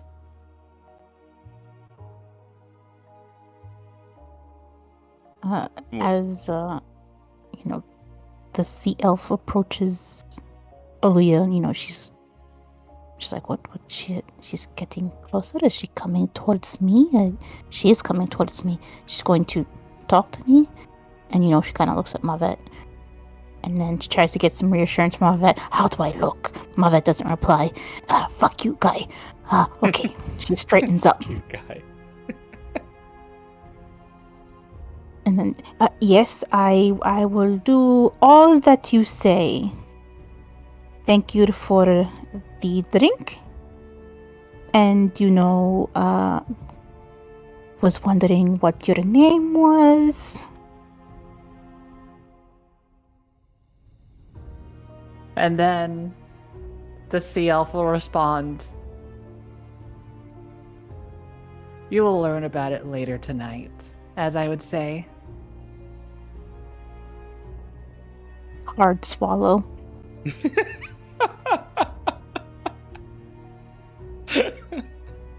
All right, I will see you and nobody else later. All right. Is he joining? Please tell me no. Smiles. That And then didn't just- answer anything. Okay. I'm not too far away. She waves and the wave goes bad. Like she's swatting a fly. She smacks her hand down. Then I heard a little tidbit of Aluya and Mavet talking about something in your teeth. Yeah. Mavet, did I have broccoli in my teeth? You say nothing. You help me. You're a bad wingman. I did not see broccoli. Do I have splinters in my teeth? No, but technically yes. I mean, you're a 3. Well, is it a different color than me? Oh yeah, dude, it's like right there.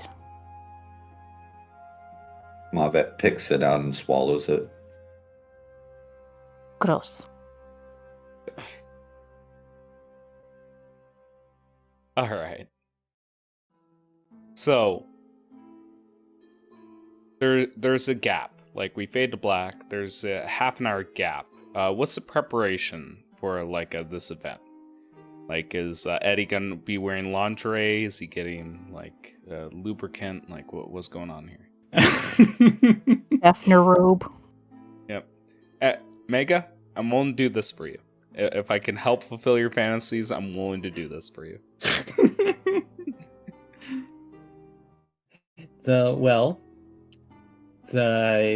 Interestingly, Yep. it's like he, aside from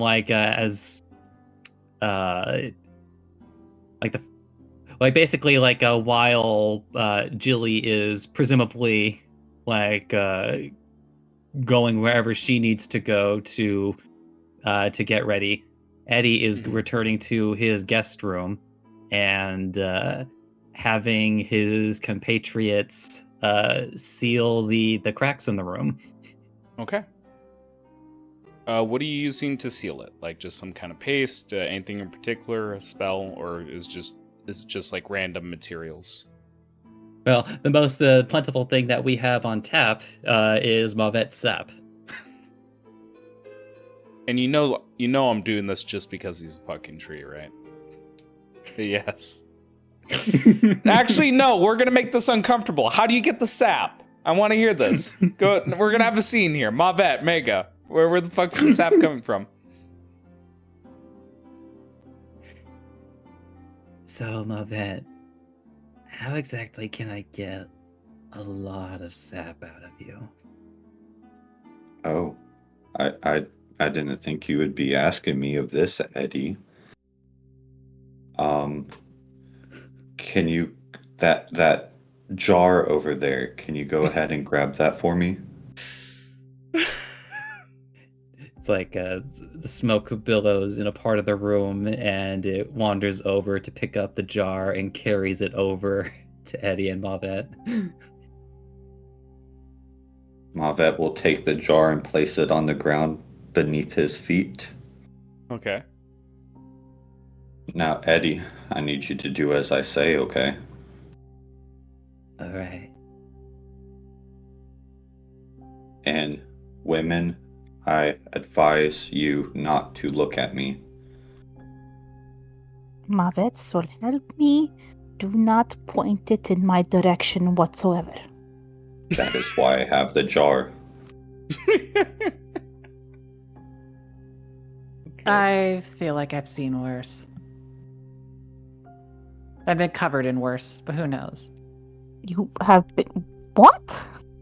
Wait, who are... Wait, why are you here? It's just a lazy elf woman in the room. As Mavet begins to prepare, you hear him grunting and focusing really hard.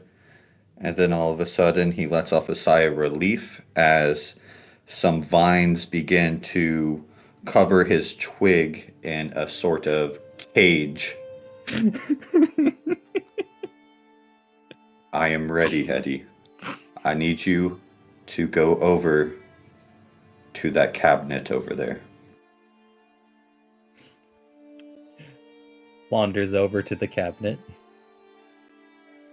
Now, can you blow some smoke on it?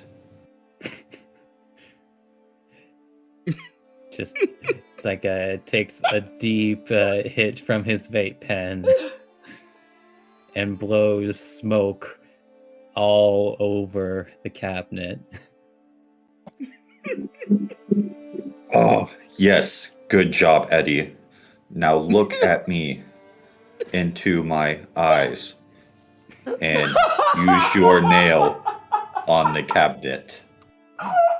I want you to carve your name. I'm sorry, you want me to what my name? I want you to carve your name. Just like takes one of his otter-like claws and starts to slowly etch the letter E into the cabinet. Next letter. D. I'm waiting for Second the other D. I know that letter. I. E.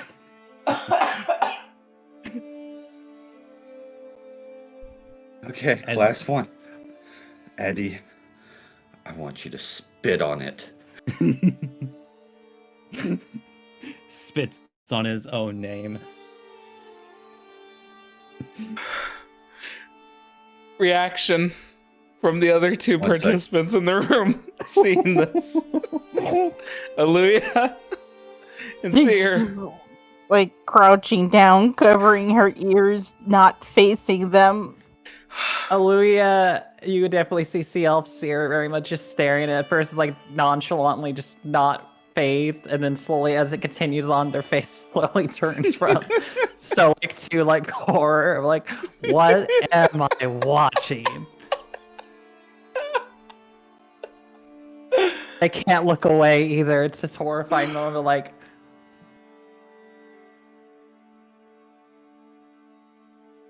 As Eddie spits on the cabinet, Mavet slowly begins to squat over the jar as he lowers himself to it. I hope anyone back in like 2011 can recall what's about to happen. Yeah, I know what you're talking about. No need. You know what? Go in detail. Mavet is steadily squatting over the jar as he gets lower and lower to Yep. the mouth of the jar. Gallons of sap fall out of Mavet, overfilling the jar. As he lets out a sigh of relief.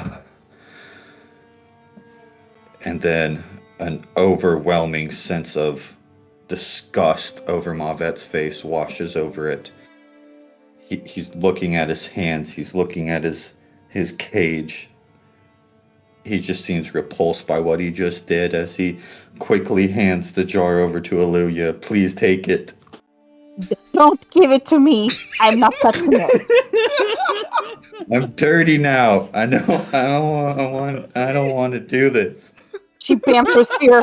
I said, don't give it to me. It's spilling. Mavet's just steadily, I'll do it myself. He sticks his hands in it and just starts covering where the cracks are in the floorboards. Slowly crying to himself. Okay, Mavet, you earned it. Give yourself a bit of inspiration. Fucking hell. Eli just came in here. He's like, what about the floorboards? What about the floorboards? Don't worry about it. You'll understand when you get older. When an otter and a tree love each other very much. Okay. They get really involved with the room's cabinet. Mega, there's no need for a check. It takes the time it needs to take. We've all been subjected to how you got it. You have it. Like, what are you guys doing? And what are you hoping to achieve with this jizz sap? It's like I said, sealing as many of like the notably the airy cracks in this room as possible. Yep. Okay. You do so. And as far as how else he plans to get ready, he does, slip into some low-rise PJs.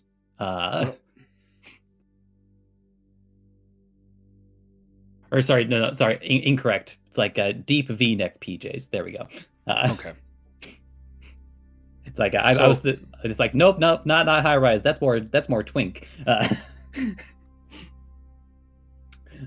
And I think even in preparation for her arrival, he's already going to have requested from the staff an incense censer.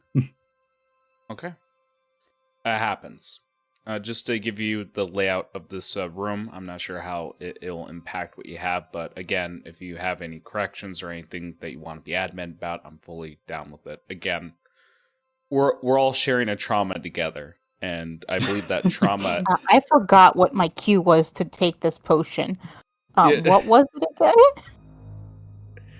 again? When the Mademoiselle, aka Fick Jillian, is with Eddie as backup. Because basically, you'll be able to see in there, which means if you have to cast a spell that requires sight, you might be able to pull that shit off. All right. But like I was saying, the trauma transcend the rules in the game, and the structure of the world itself is very impactful. To give you a, you know what? I'm just going to show you the layout, and we can edit it as we go along here.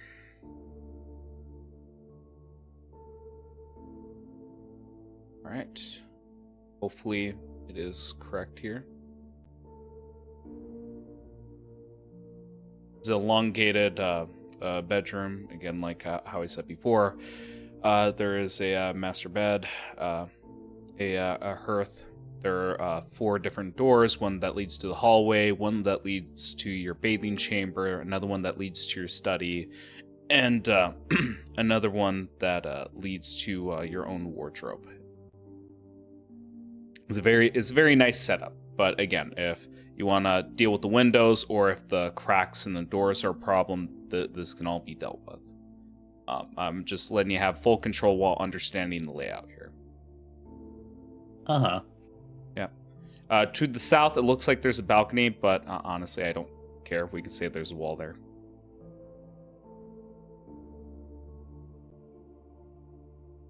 It's perfectly fine.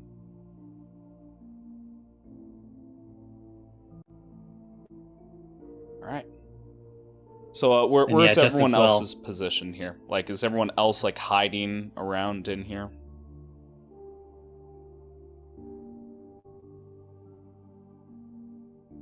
I would be positioned wherever they tell me would be best. Okay. So I would not be anywhere close to that. Okay. You're gonna be outside the scene. Got you. It's safe to say that you'd probably be in the hallway, or at least away from the scene. Don't worry, that doesn't reflect your actual position. Just putting you on the map. Mavet, Gotcha. you gonna be in the master bedroom near Eddie? I'll probably be in the closet. Yeah, of course you would be. And Also, just a side note, I do Yes, think sir. it's funny how we've both used this map. oh yeah, that's right. Yes. Goddamn, it didn't occur to me. Yep. One of your yes, favorite right. encounters. Yeah, no, fuck that shit. Yeah. Aside, it's not gonna be as fun a fun game of hide and seek here. All right. Safe to say, the girl and the woodman are in the vanity set. Oh, actually, probably not. I'll leave the room to you because if the conversation somehow steers of let me get into a new change of clothes, it might go wrong. So you guys can dictate where you're hiding. Where would be the least necessary room to be in? That is up to you. There's a little bathing chamber, there's a study, and there is a vanity room. I'm gonna say the vanity room, right? Because she Okay, really gonna that's go in where you're there. at. He's like, I gotta go change. You stay here, sweetheart. Yep. Surprise Sounds good. you. All right. So all the cracks in the wall are sealed. Looks nice. It looks fashionable in here. You're dressed in something new. Is there anything else I should be aware of, Eddie? It's like well mixed in with the like mixed in with like whatever incense they would have like provided in the censer. Like Eddie is going to put in his own mixture. Okay. I can fuck with that. You do so. And I would say probably for so actually like how big is the like the window in the room again? Well, now that I'm thinking of it as a like a window to balcony, like I'd imagine good. Yeah, 10 feet high, 15 feet wide sounds appropriate. 10 high, 15 wide.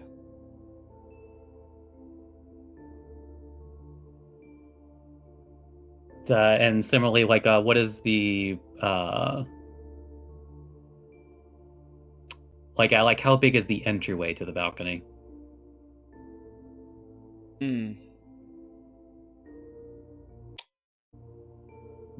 door itself would be 5 feet. The actual balcony itself would be 15 feet wide. So yeah, it'd be the same amount, same dimensions.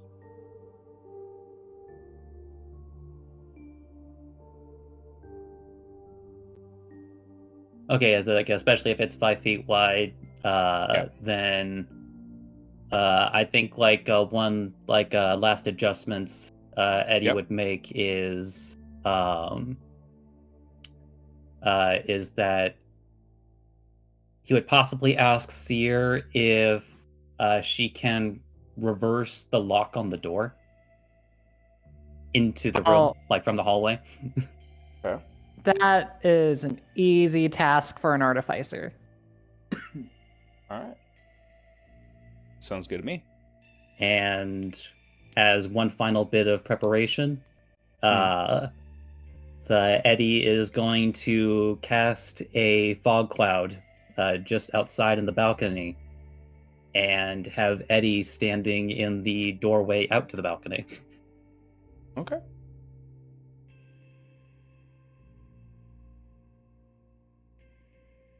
All right. Let me just put a little template over there just to remind myself. Fog cloud.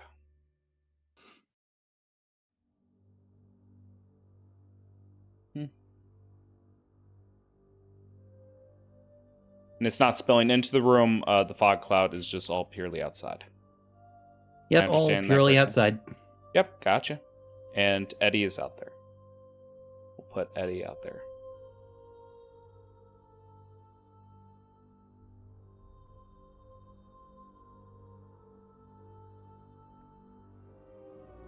All right. So yeah, I think Eddie's probably has everything that he wants to do. Okay. I don't know where like where does Seer plan to be actually? She said she didn't want to be in the room, so I'm gonna assume that she's nearby in the hallways or like close to the area, but not in it. There is a tiny servant, though. Okie doke. Yeah. In which case, can I do something before? Go right ahead. That's why I'm asking the table before you move on here. Oh, I don't know if I'm allowed to. How long does it? No, I can't do it. Never mind. I was gonna haste him, but it has to be within combat, so never mind. Okay. Oh, I mean, get the timing right. You'd think a haste. All right. So let's start the scene here. Like, where's Eddie in the room? So he's like sitting near the bed. Like, where would you be?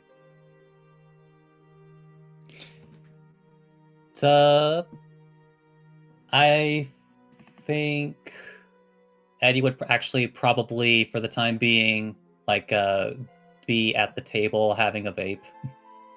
Okay. Table having a vape. Outside your door, you hear a knock.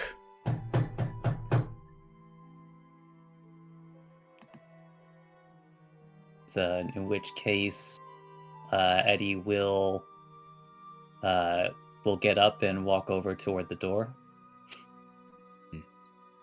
Yeah.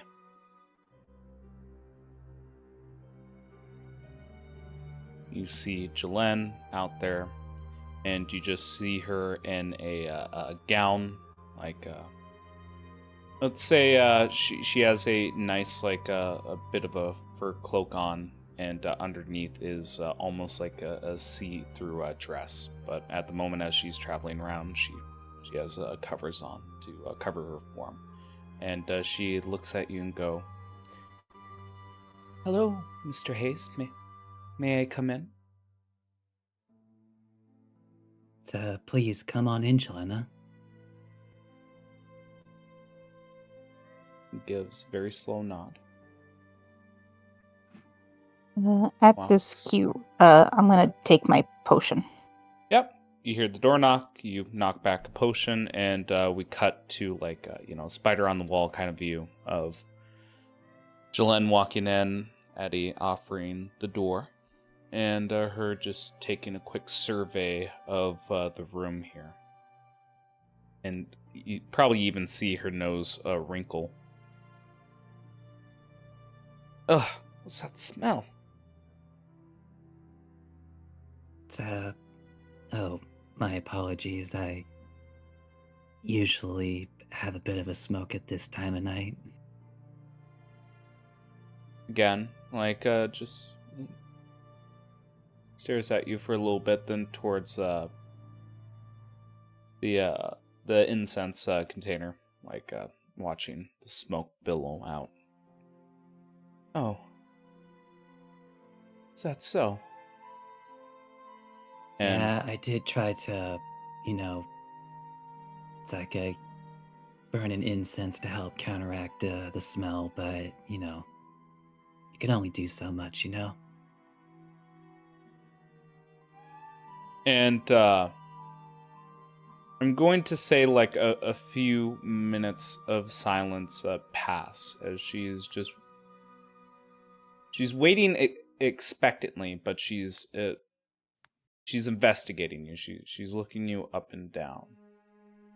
Assume you just have straight posture. You have your sexy clothes on.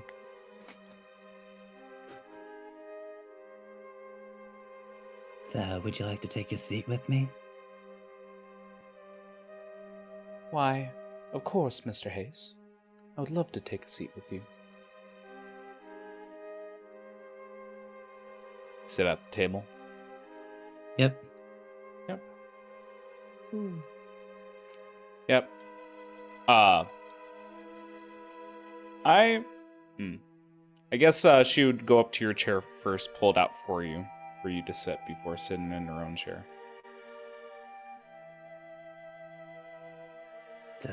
How courteous of you. Oh, it's what I've been raised to do all my life. She gives you a plastic smile.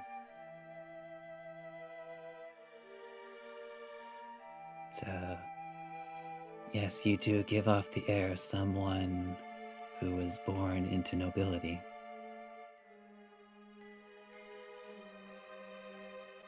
And again, she maintains a smile, going for her own chair, then putting her hands on her lap. She looks up at you. And I guess with your passive, your passive insight here, because I don't believe she's hiding this too well. There's obviously an undercurrent of animosity. You can see it now that you're alone. She's not acting in front of anyone, and for you, at this point it is merely to quote unquote keep up appearances that she is who she is, and even the person she's imitating would not be fond of the situation. And I think her hand. Well, how are you sitting? I know, as weird as that sounds, you laying back, you hanging out an arm, what are you sitting? I imagine that he sort of has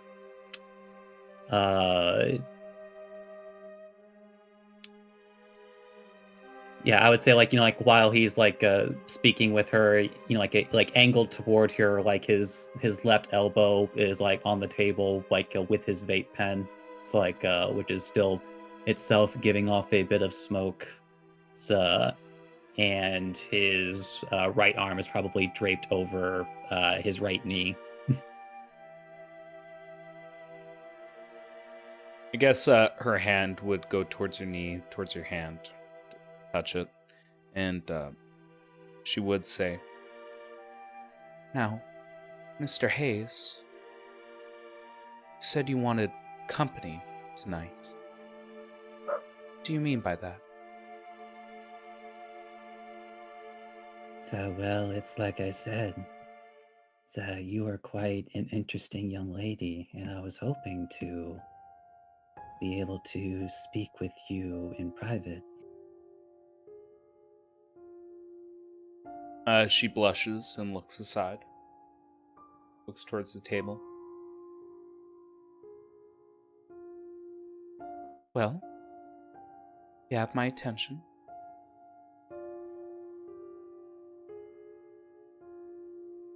No, I'm no stranger to these sorts of interactions. So, both of us having lived so long ourselves within them. But really, I'd just like to get to know the real Jelena. Not just the woman who keeps up appearances for her father.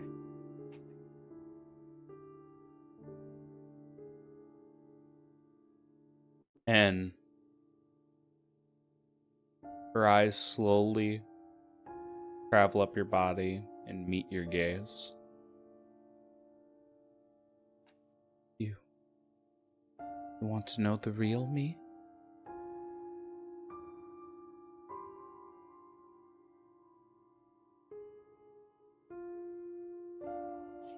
It's like Eddie nods. I like to know the whole person, who they are truly at their core. And I think she might edge a little closer to you. And her hand snakes up your arm and around your back. It looks like she's about to go into an embrace with you, Eddie.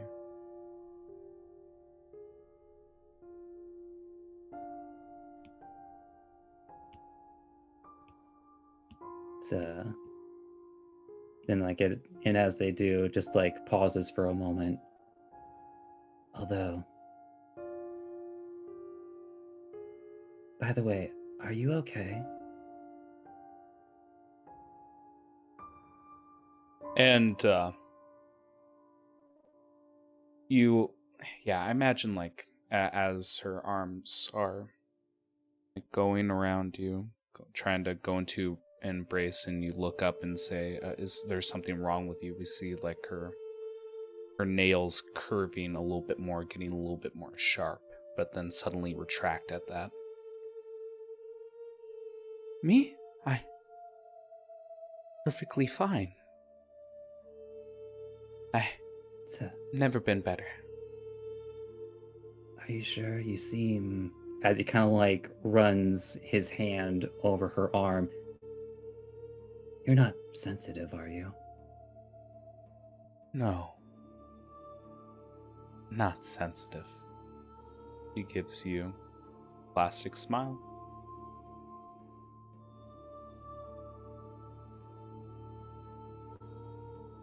I just wanted to be sure, because, it's like, while my special concoction is quite odorous, it has some very pleasant properties. It can make... well, it's almost as though it opens up all your senses to the possibilities. Removing the barriers that keep you from truly feeling everything. As you mentioned that, and again, like we start to see the effects start to take over. She's been unconsciously breathing in the air. Start off with, obviously, as you mentioned, sensitivity. And what's the next step here, buddy? Almost to maybe to encourage her to like breathe in more, just like lightly starts digging a bit of his like nail into her arm and like dragging it just to emphasize the point. Oh. As you drag your finger, so you're dragging your finger, your nail across her skin. Just be clear, I didn't mishear that. Yeah, no, that's what I'm doing. Just like not enough to puncture, but definitely enough to get a reaction. Aaliyah watching, wondering if he's spelling Eddie again.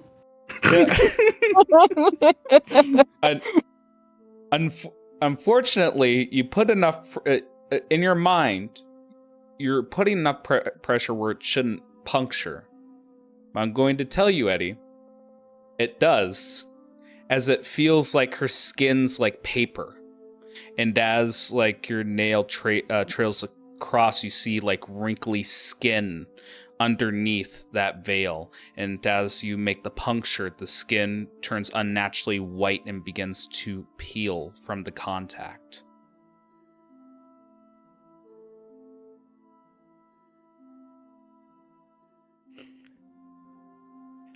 I guess the question is, does she notice that? Or is she too wrapped up in the feeling? Because that's gotta feel intense. Yeah. You know what? I'm gonna say, because how long's Hex? An hour? Yeah, but you did Fog Cloud. Doesn't matter. Yeah. Yeah, it doesn't particularly matter. Yeah. Yeah. I'll still do an insight check, just with the disadvantage because your effects here. But this is gonna be the only check for this time period. All right. Hold on. I have to make an adjustment.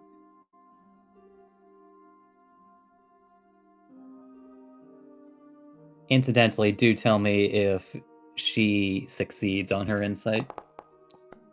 Yeah. Okay, maybe not. No. Yeah. She doesn't. She's too wrapped up with it. Her eyes are laser focused on you. It's almost animalistic, and she has a very wide smile. And towards the skin that you're seeing, like, is very wet, very like a soggy skin, and you might even see like the remnants of what looks to be seaweed underneath. Inky. Now that you mention it, I'm starting to feel a bit of a fire in my stomach, and I think you're the only cure, Eddie. Come closer. Come to me. And she's just getting a little bit more frenzied as she's trying to bring you closer. It's like, just one moment, as he, with his left hand, breathes in with his vape, but like he takes in a particularly heavy drag, Okay. like very heavy. It's like goes to her face and lets it all out right into her face, so that she gets the full hit. Yep. Yep. Full hit. Goes on to her, and remind me, at this point, like, you should be able to start feeling like just general emotions, right? Is it emotions or like emotions, thoughts? echoes of thoughts? Yeah. Especially at the surface. Yeah, so what you begin to hear is tasty, delicious, hungry, oh so hungry. And you just feel that emotion of anger mixed with ecstasy and a bit of happiness. So it's just a firm mix of those two contrasting emotions. You are actually getting her excited, and she wants to have a bite. Eddie. It's like, before we both get exactly what we want in this moment, I just need you to close your eyes. Anything and for think you. Think about everything from today.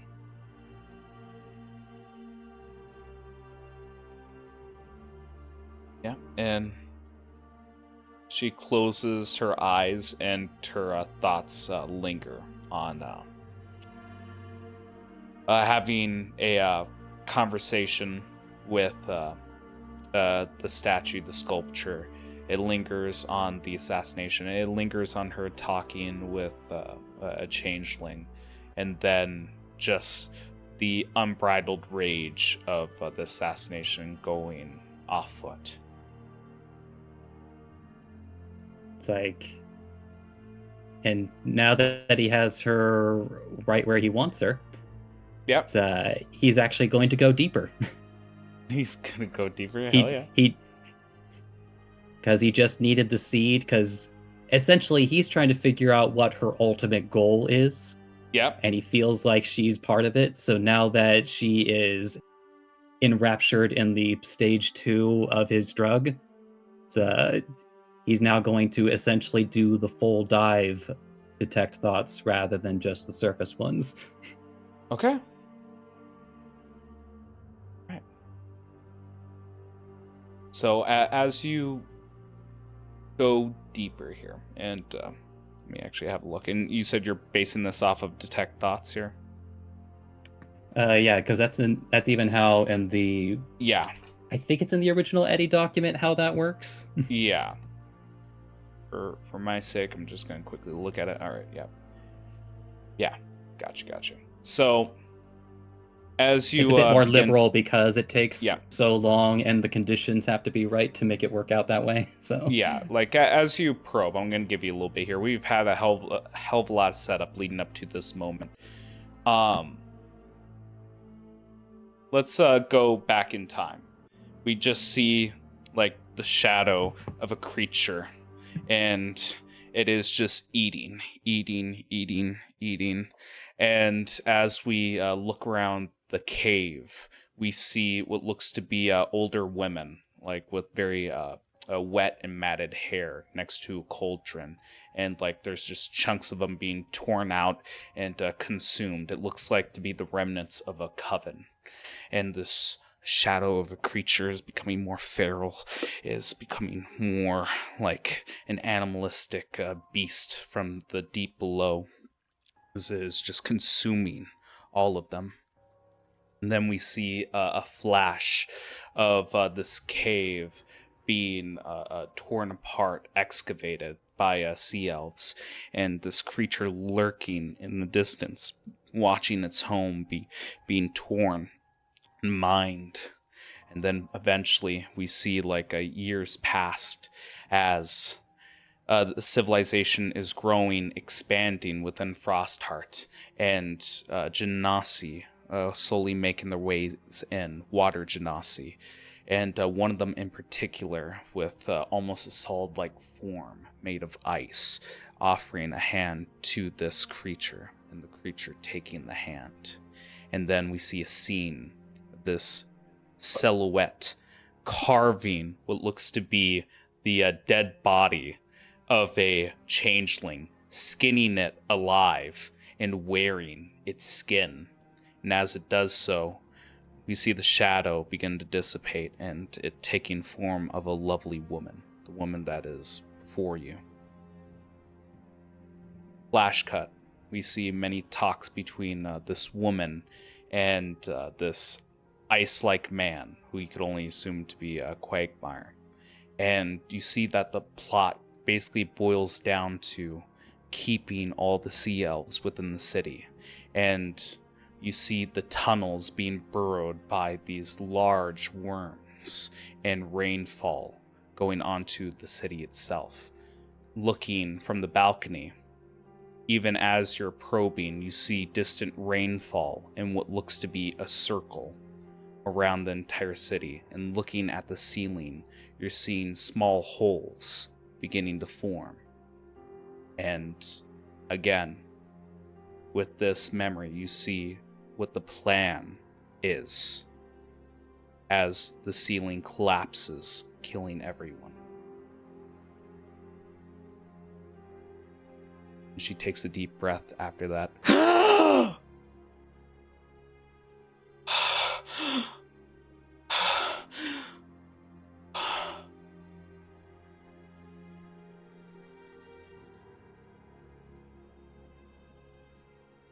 She is flabbergasted.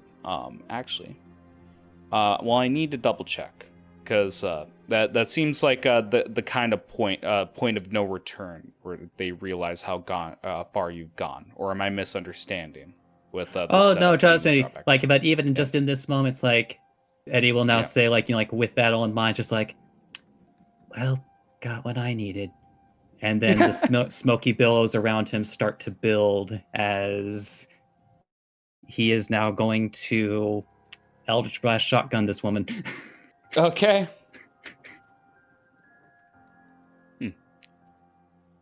All right. And by Eldritch Blast shotgun, I mean 9 Eldritch Blasts.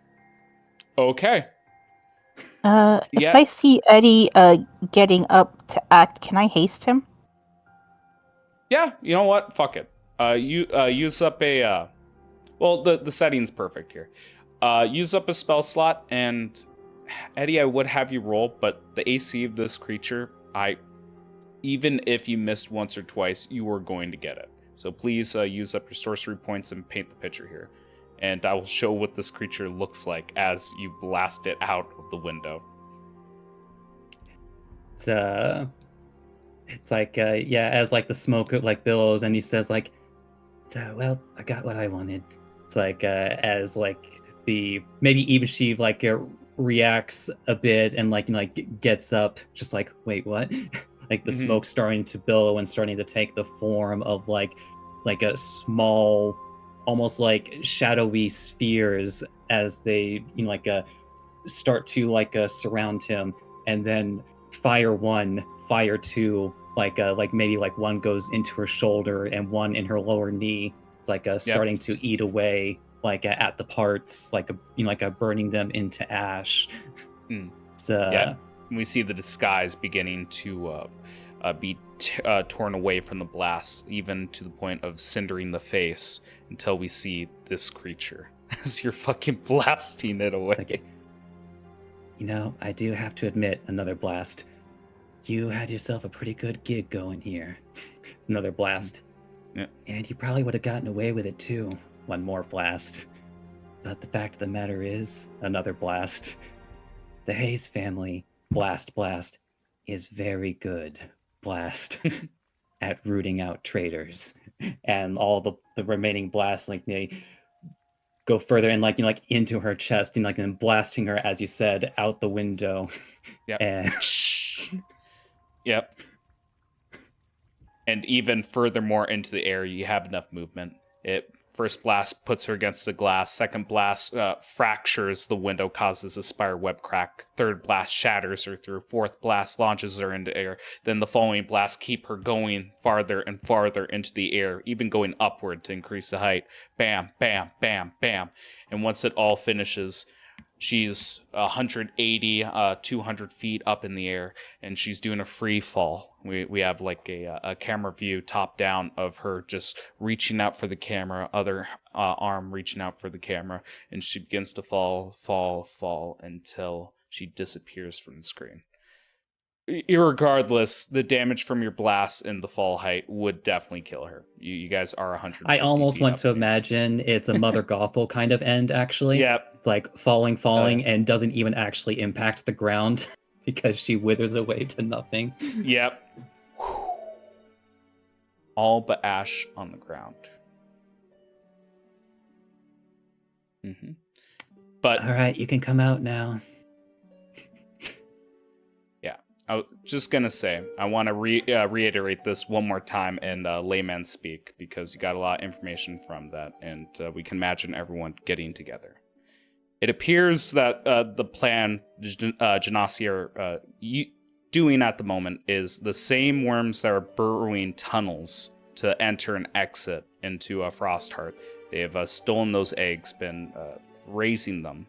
And once they mature, instead of doing tunnels outward and inward, they're essentially creating relief cuts into the ceiling to make it collapse onto all of Frostheart.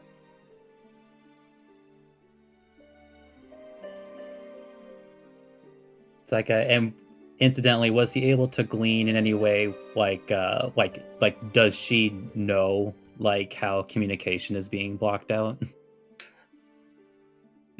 Yeah, I can give you that one at the very least. I'm not going to provide you much more, but we'll provide you an image.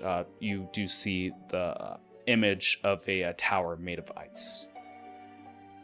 That seems to be the only importance towards that aspect. I mean, we can already guess what that tower is based on context. Damn right. All right. Please, the floor is all of yours. Talk for a little bit. I'll be right back. You know, it has been a while since I've had to seduce a woman. No, hold on one second. I'm trying to do something. Is it the Tower of Ice? Yep. And guess who said to meet them near a tower of ice?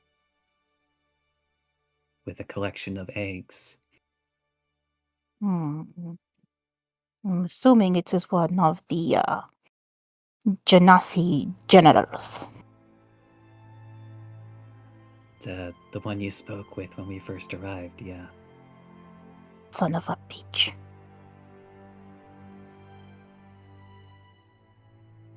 Well, at least we have a good idea of why they wanted the eggs to begin with.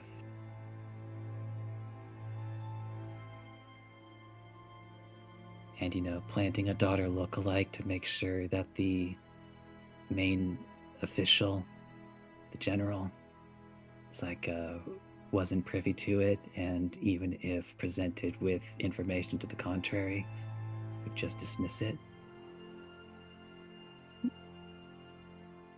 They'd literally never know what fell on them.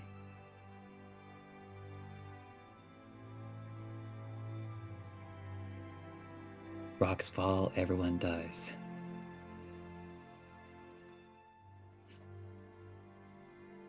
Well, now that we know, though, it will be interesting seeing him go down.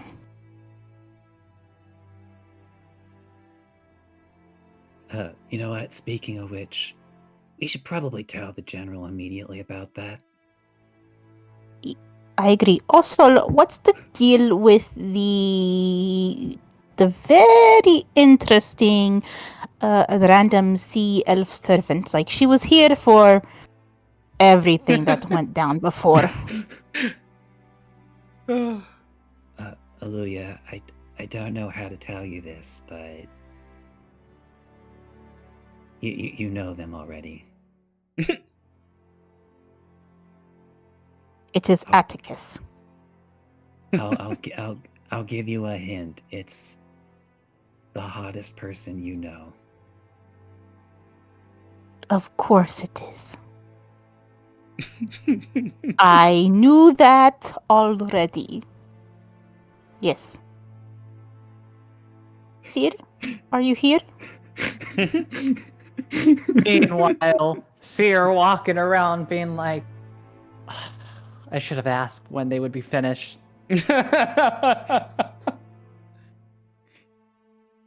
But then maybe you hear the echoes of like glass cracking and shattering. Well, there's the timing. All right. Make appearances, pops their necks back and forth, act like nothing's different. And then Okay. we'll meet up with the group eventually. Do so. Yeah. Time passes. Everyone reconvenes. What's the next course of action here? Oh, I guess one more extra thing. Yep. Mostly because this is actually an important point. Yep. Would he also have gleaned specifically how she was communicating with? Since obviously there's a bit of a blockage, did it seem like she had a special communication method, or like what? Every time you've seen her communicating with somebody else or referring to somebody else within those memories, it has always been with an ice sculpture.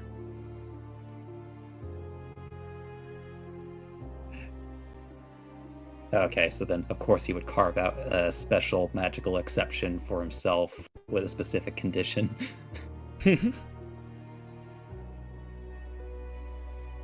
The general that we were dealing with currently, it was Quagmire this time? Mm-hmm. Oh, not the general. That's a lieutenant. Yeah, Lieutenant. Lieutenant, there we go. Lieutenant Quagmire. Yeah, lieutenant. And can you spell out the general's name, please? I think I have it Sure somewhere, thing. but I just it's too He's far. Quagmire, Quagmire. You never really know what he's gonna do next. Good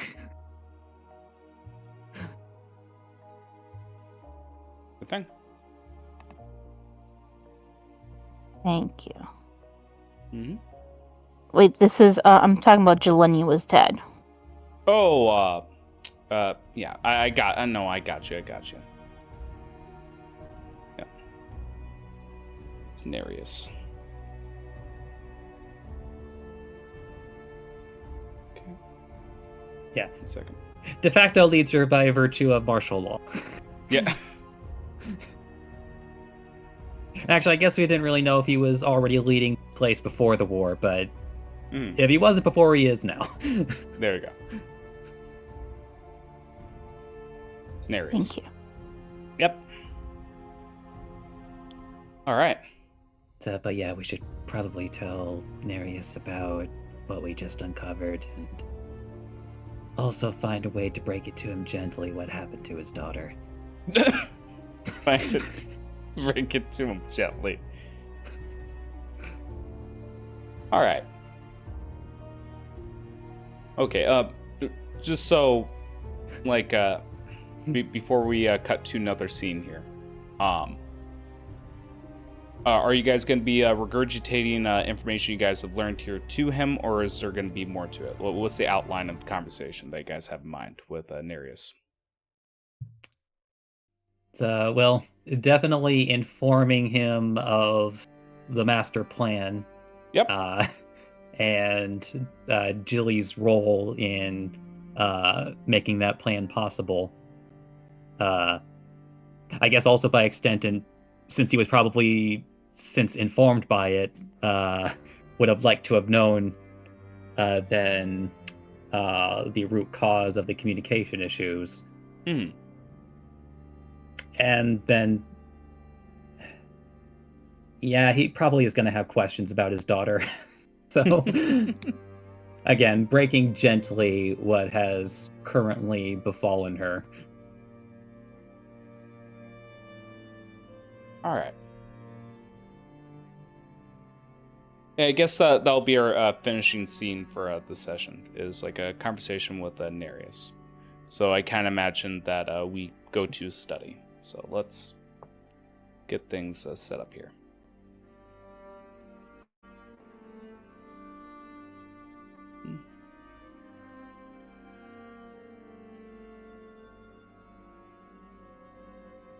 Right.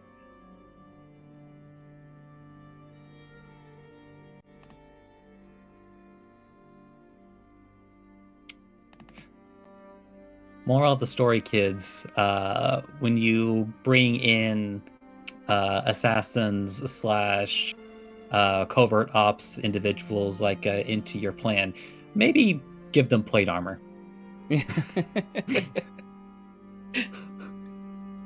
So I imagine you guys are traveling down the hallway. Like, we see a bunch of ice, we see chandeliers, sconces here and there. And again, like I mentioned before, just sculptures, ice sculptures, as you guys are walking down. And eventually, you guys make it to Nereus's study.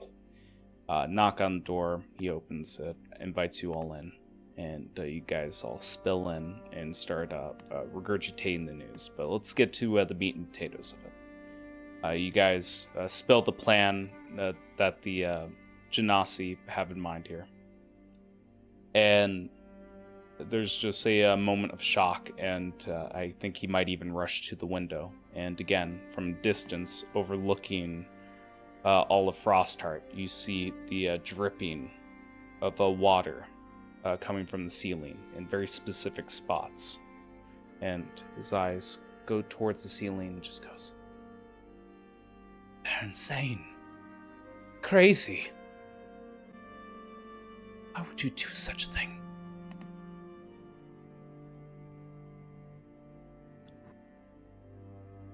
Well, by my understanding,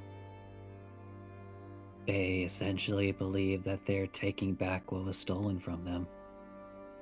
Or at least the ones who have been encouraged to join the Rebirth Bastion on those terms.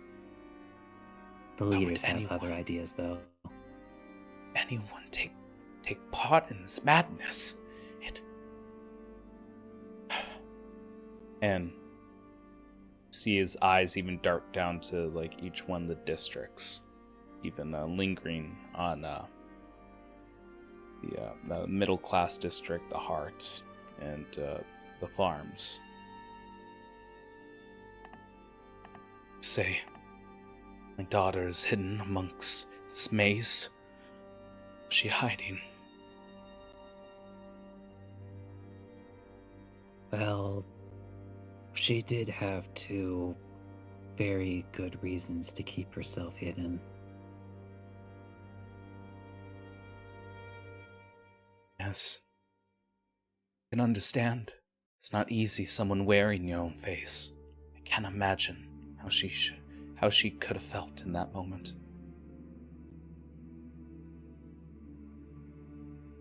So, well, that's just the first reason.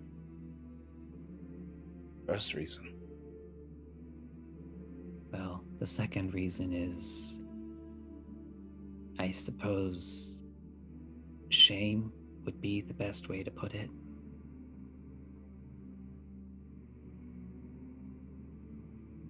Could she possibly be ashamed of?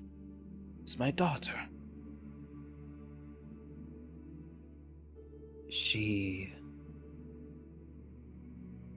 While she is your daughter, she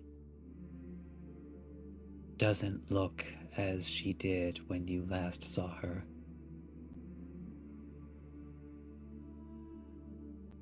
And I think he, like, eyes are fluttering all over in the air, but begin to focus on you. Mr. Hayes, stop beating around the bush. What is wrong with my daughter? You make it sound like she's ill. She in good health? She is in good health. Thank the Seer gods. made sure of that. But she is, however, suffering from a condition that, while it doesn't impact her health, if I show you, will you promise not to freak out? There's nothing you can show me can move me as much as knowing the daughter that I've been spending night and day with was not my own. She'll be fine. Well then, we don't know the how, and we don't know how permanent it is. But as Eddie sort of like starts to gather up the smoke around him, and a la minor illusion, creates an image of the current Jelena. 1 second. One moment, por favor. Uno momento.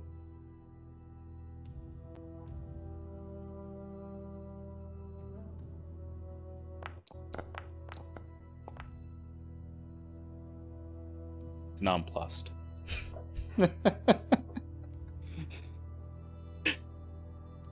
13 on the deception.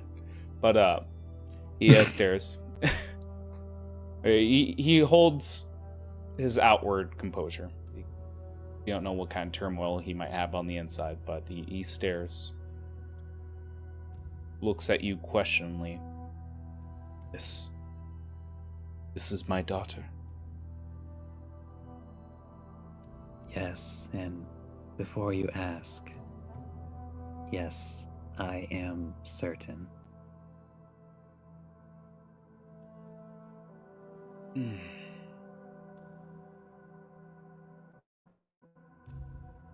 If it's magical in nature, it probably is reversible. But we do need to figure out what caused it. before we can take those sorts of measures.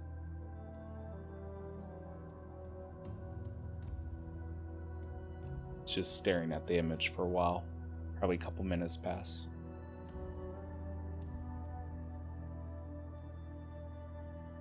Do anything versus this. Anything.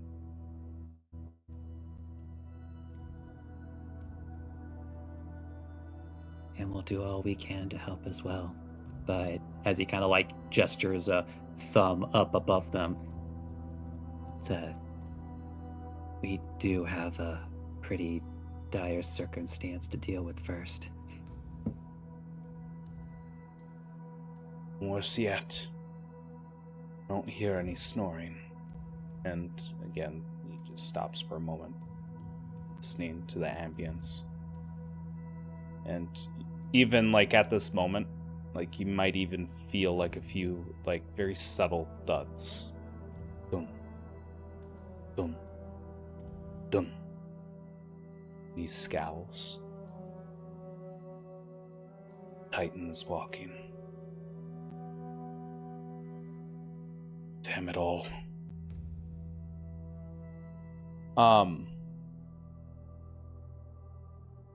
Looking towards you, Eddie, then towards the rest of the group. He says, I am indebted to you for what you've done. You've not only saved my life once, but twice. If there's anything you want, that you desire, I will do everything in my power to assist you. Should you feel noble enough to help my citizens, Frostheart will be indebted to you. Well, if it's a matter of family for family, my father is currently afflicted with something of his own dire circumstances.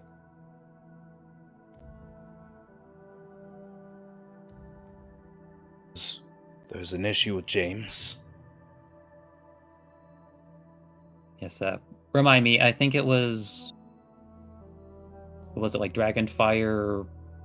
Yeah, it is. Flu? Dragon's pneumonia or Dragon's breath pneumonia, something to that effect. Yes. Okay.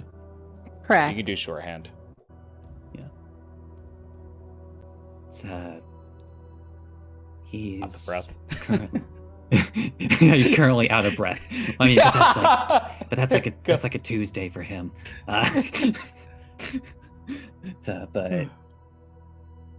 It's full of hot air. It's very funny making fun of your dying father. Just looking. It's fine. Keep going. Right now, he's suffering from a serious case of dragon's fire pneumonia.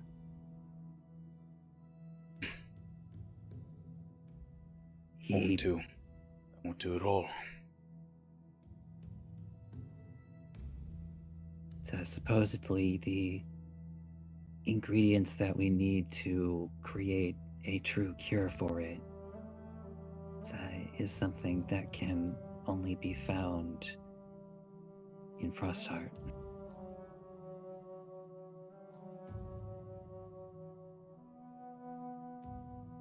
That's the case. Whatever ingredient you need, I will put my name on whatever you bring to them. You will have priority, whether it be state, whether it be military that requests ingredients of that nature. You will have priority. It will be yours, I assure you. You know, and looking out the window, we have quite a famous alchemist in town. Yeah. Perhaps they might have the ingredients that you desire. Please do not be afraid to toss my name. Sears non-flamey hair just like like spurts up a bit like Someone else? Competition? Competition? Someone wants to challenge my perfection. It's, the whole Hayes family thanks you. I thank you. What you've done today shall never be forgotten. Elves never forget. And I think he might even turn his back to you, just staring out the window of his study, staring at the dripping water, and he might just say, Please, get some rest. You've all earned it. If need be, we'll talk tomorrow. I need to think. Possibly go into a trance for 4 hours to really mull over my life decisions that led up to this point. I definitely need my rest, Eddie. It is rather difficult for me. Yes, I understand. You look very tired. Even in this new form, you could definitely already see that, can't you? Aaliyah didn't. Looks. felt it. I knew it all along. Roll deception. Oh my god. I mean, you should theoretically be good at deception, but Alright.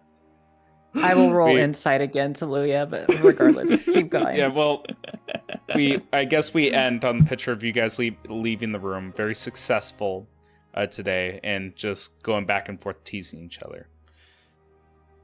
Then we cut to black. Thank you guys so much for joining us today. That's where we're going to be ending our session. Thank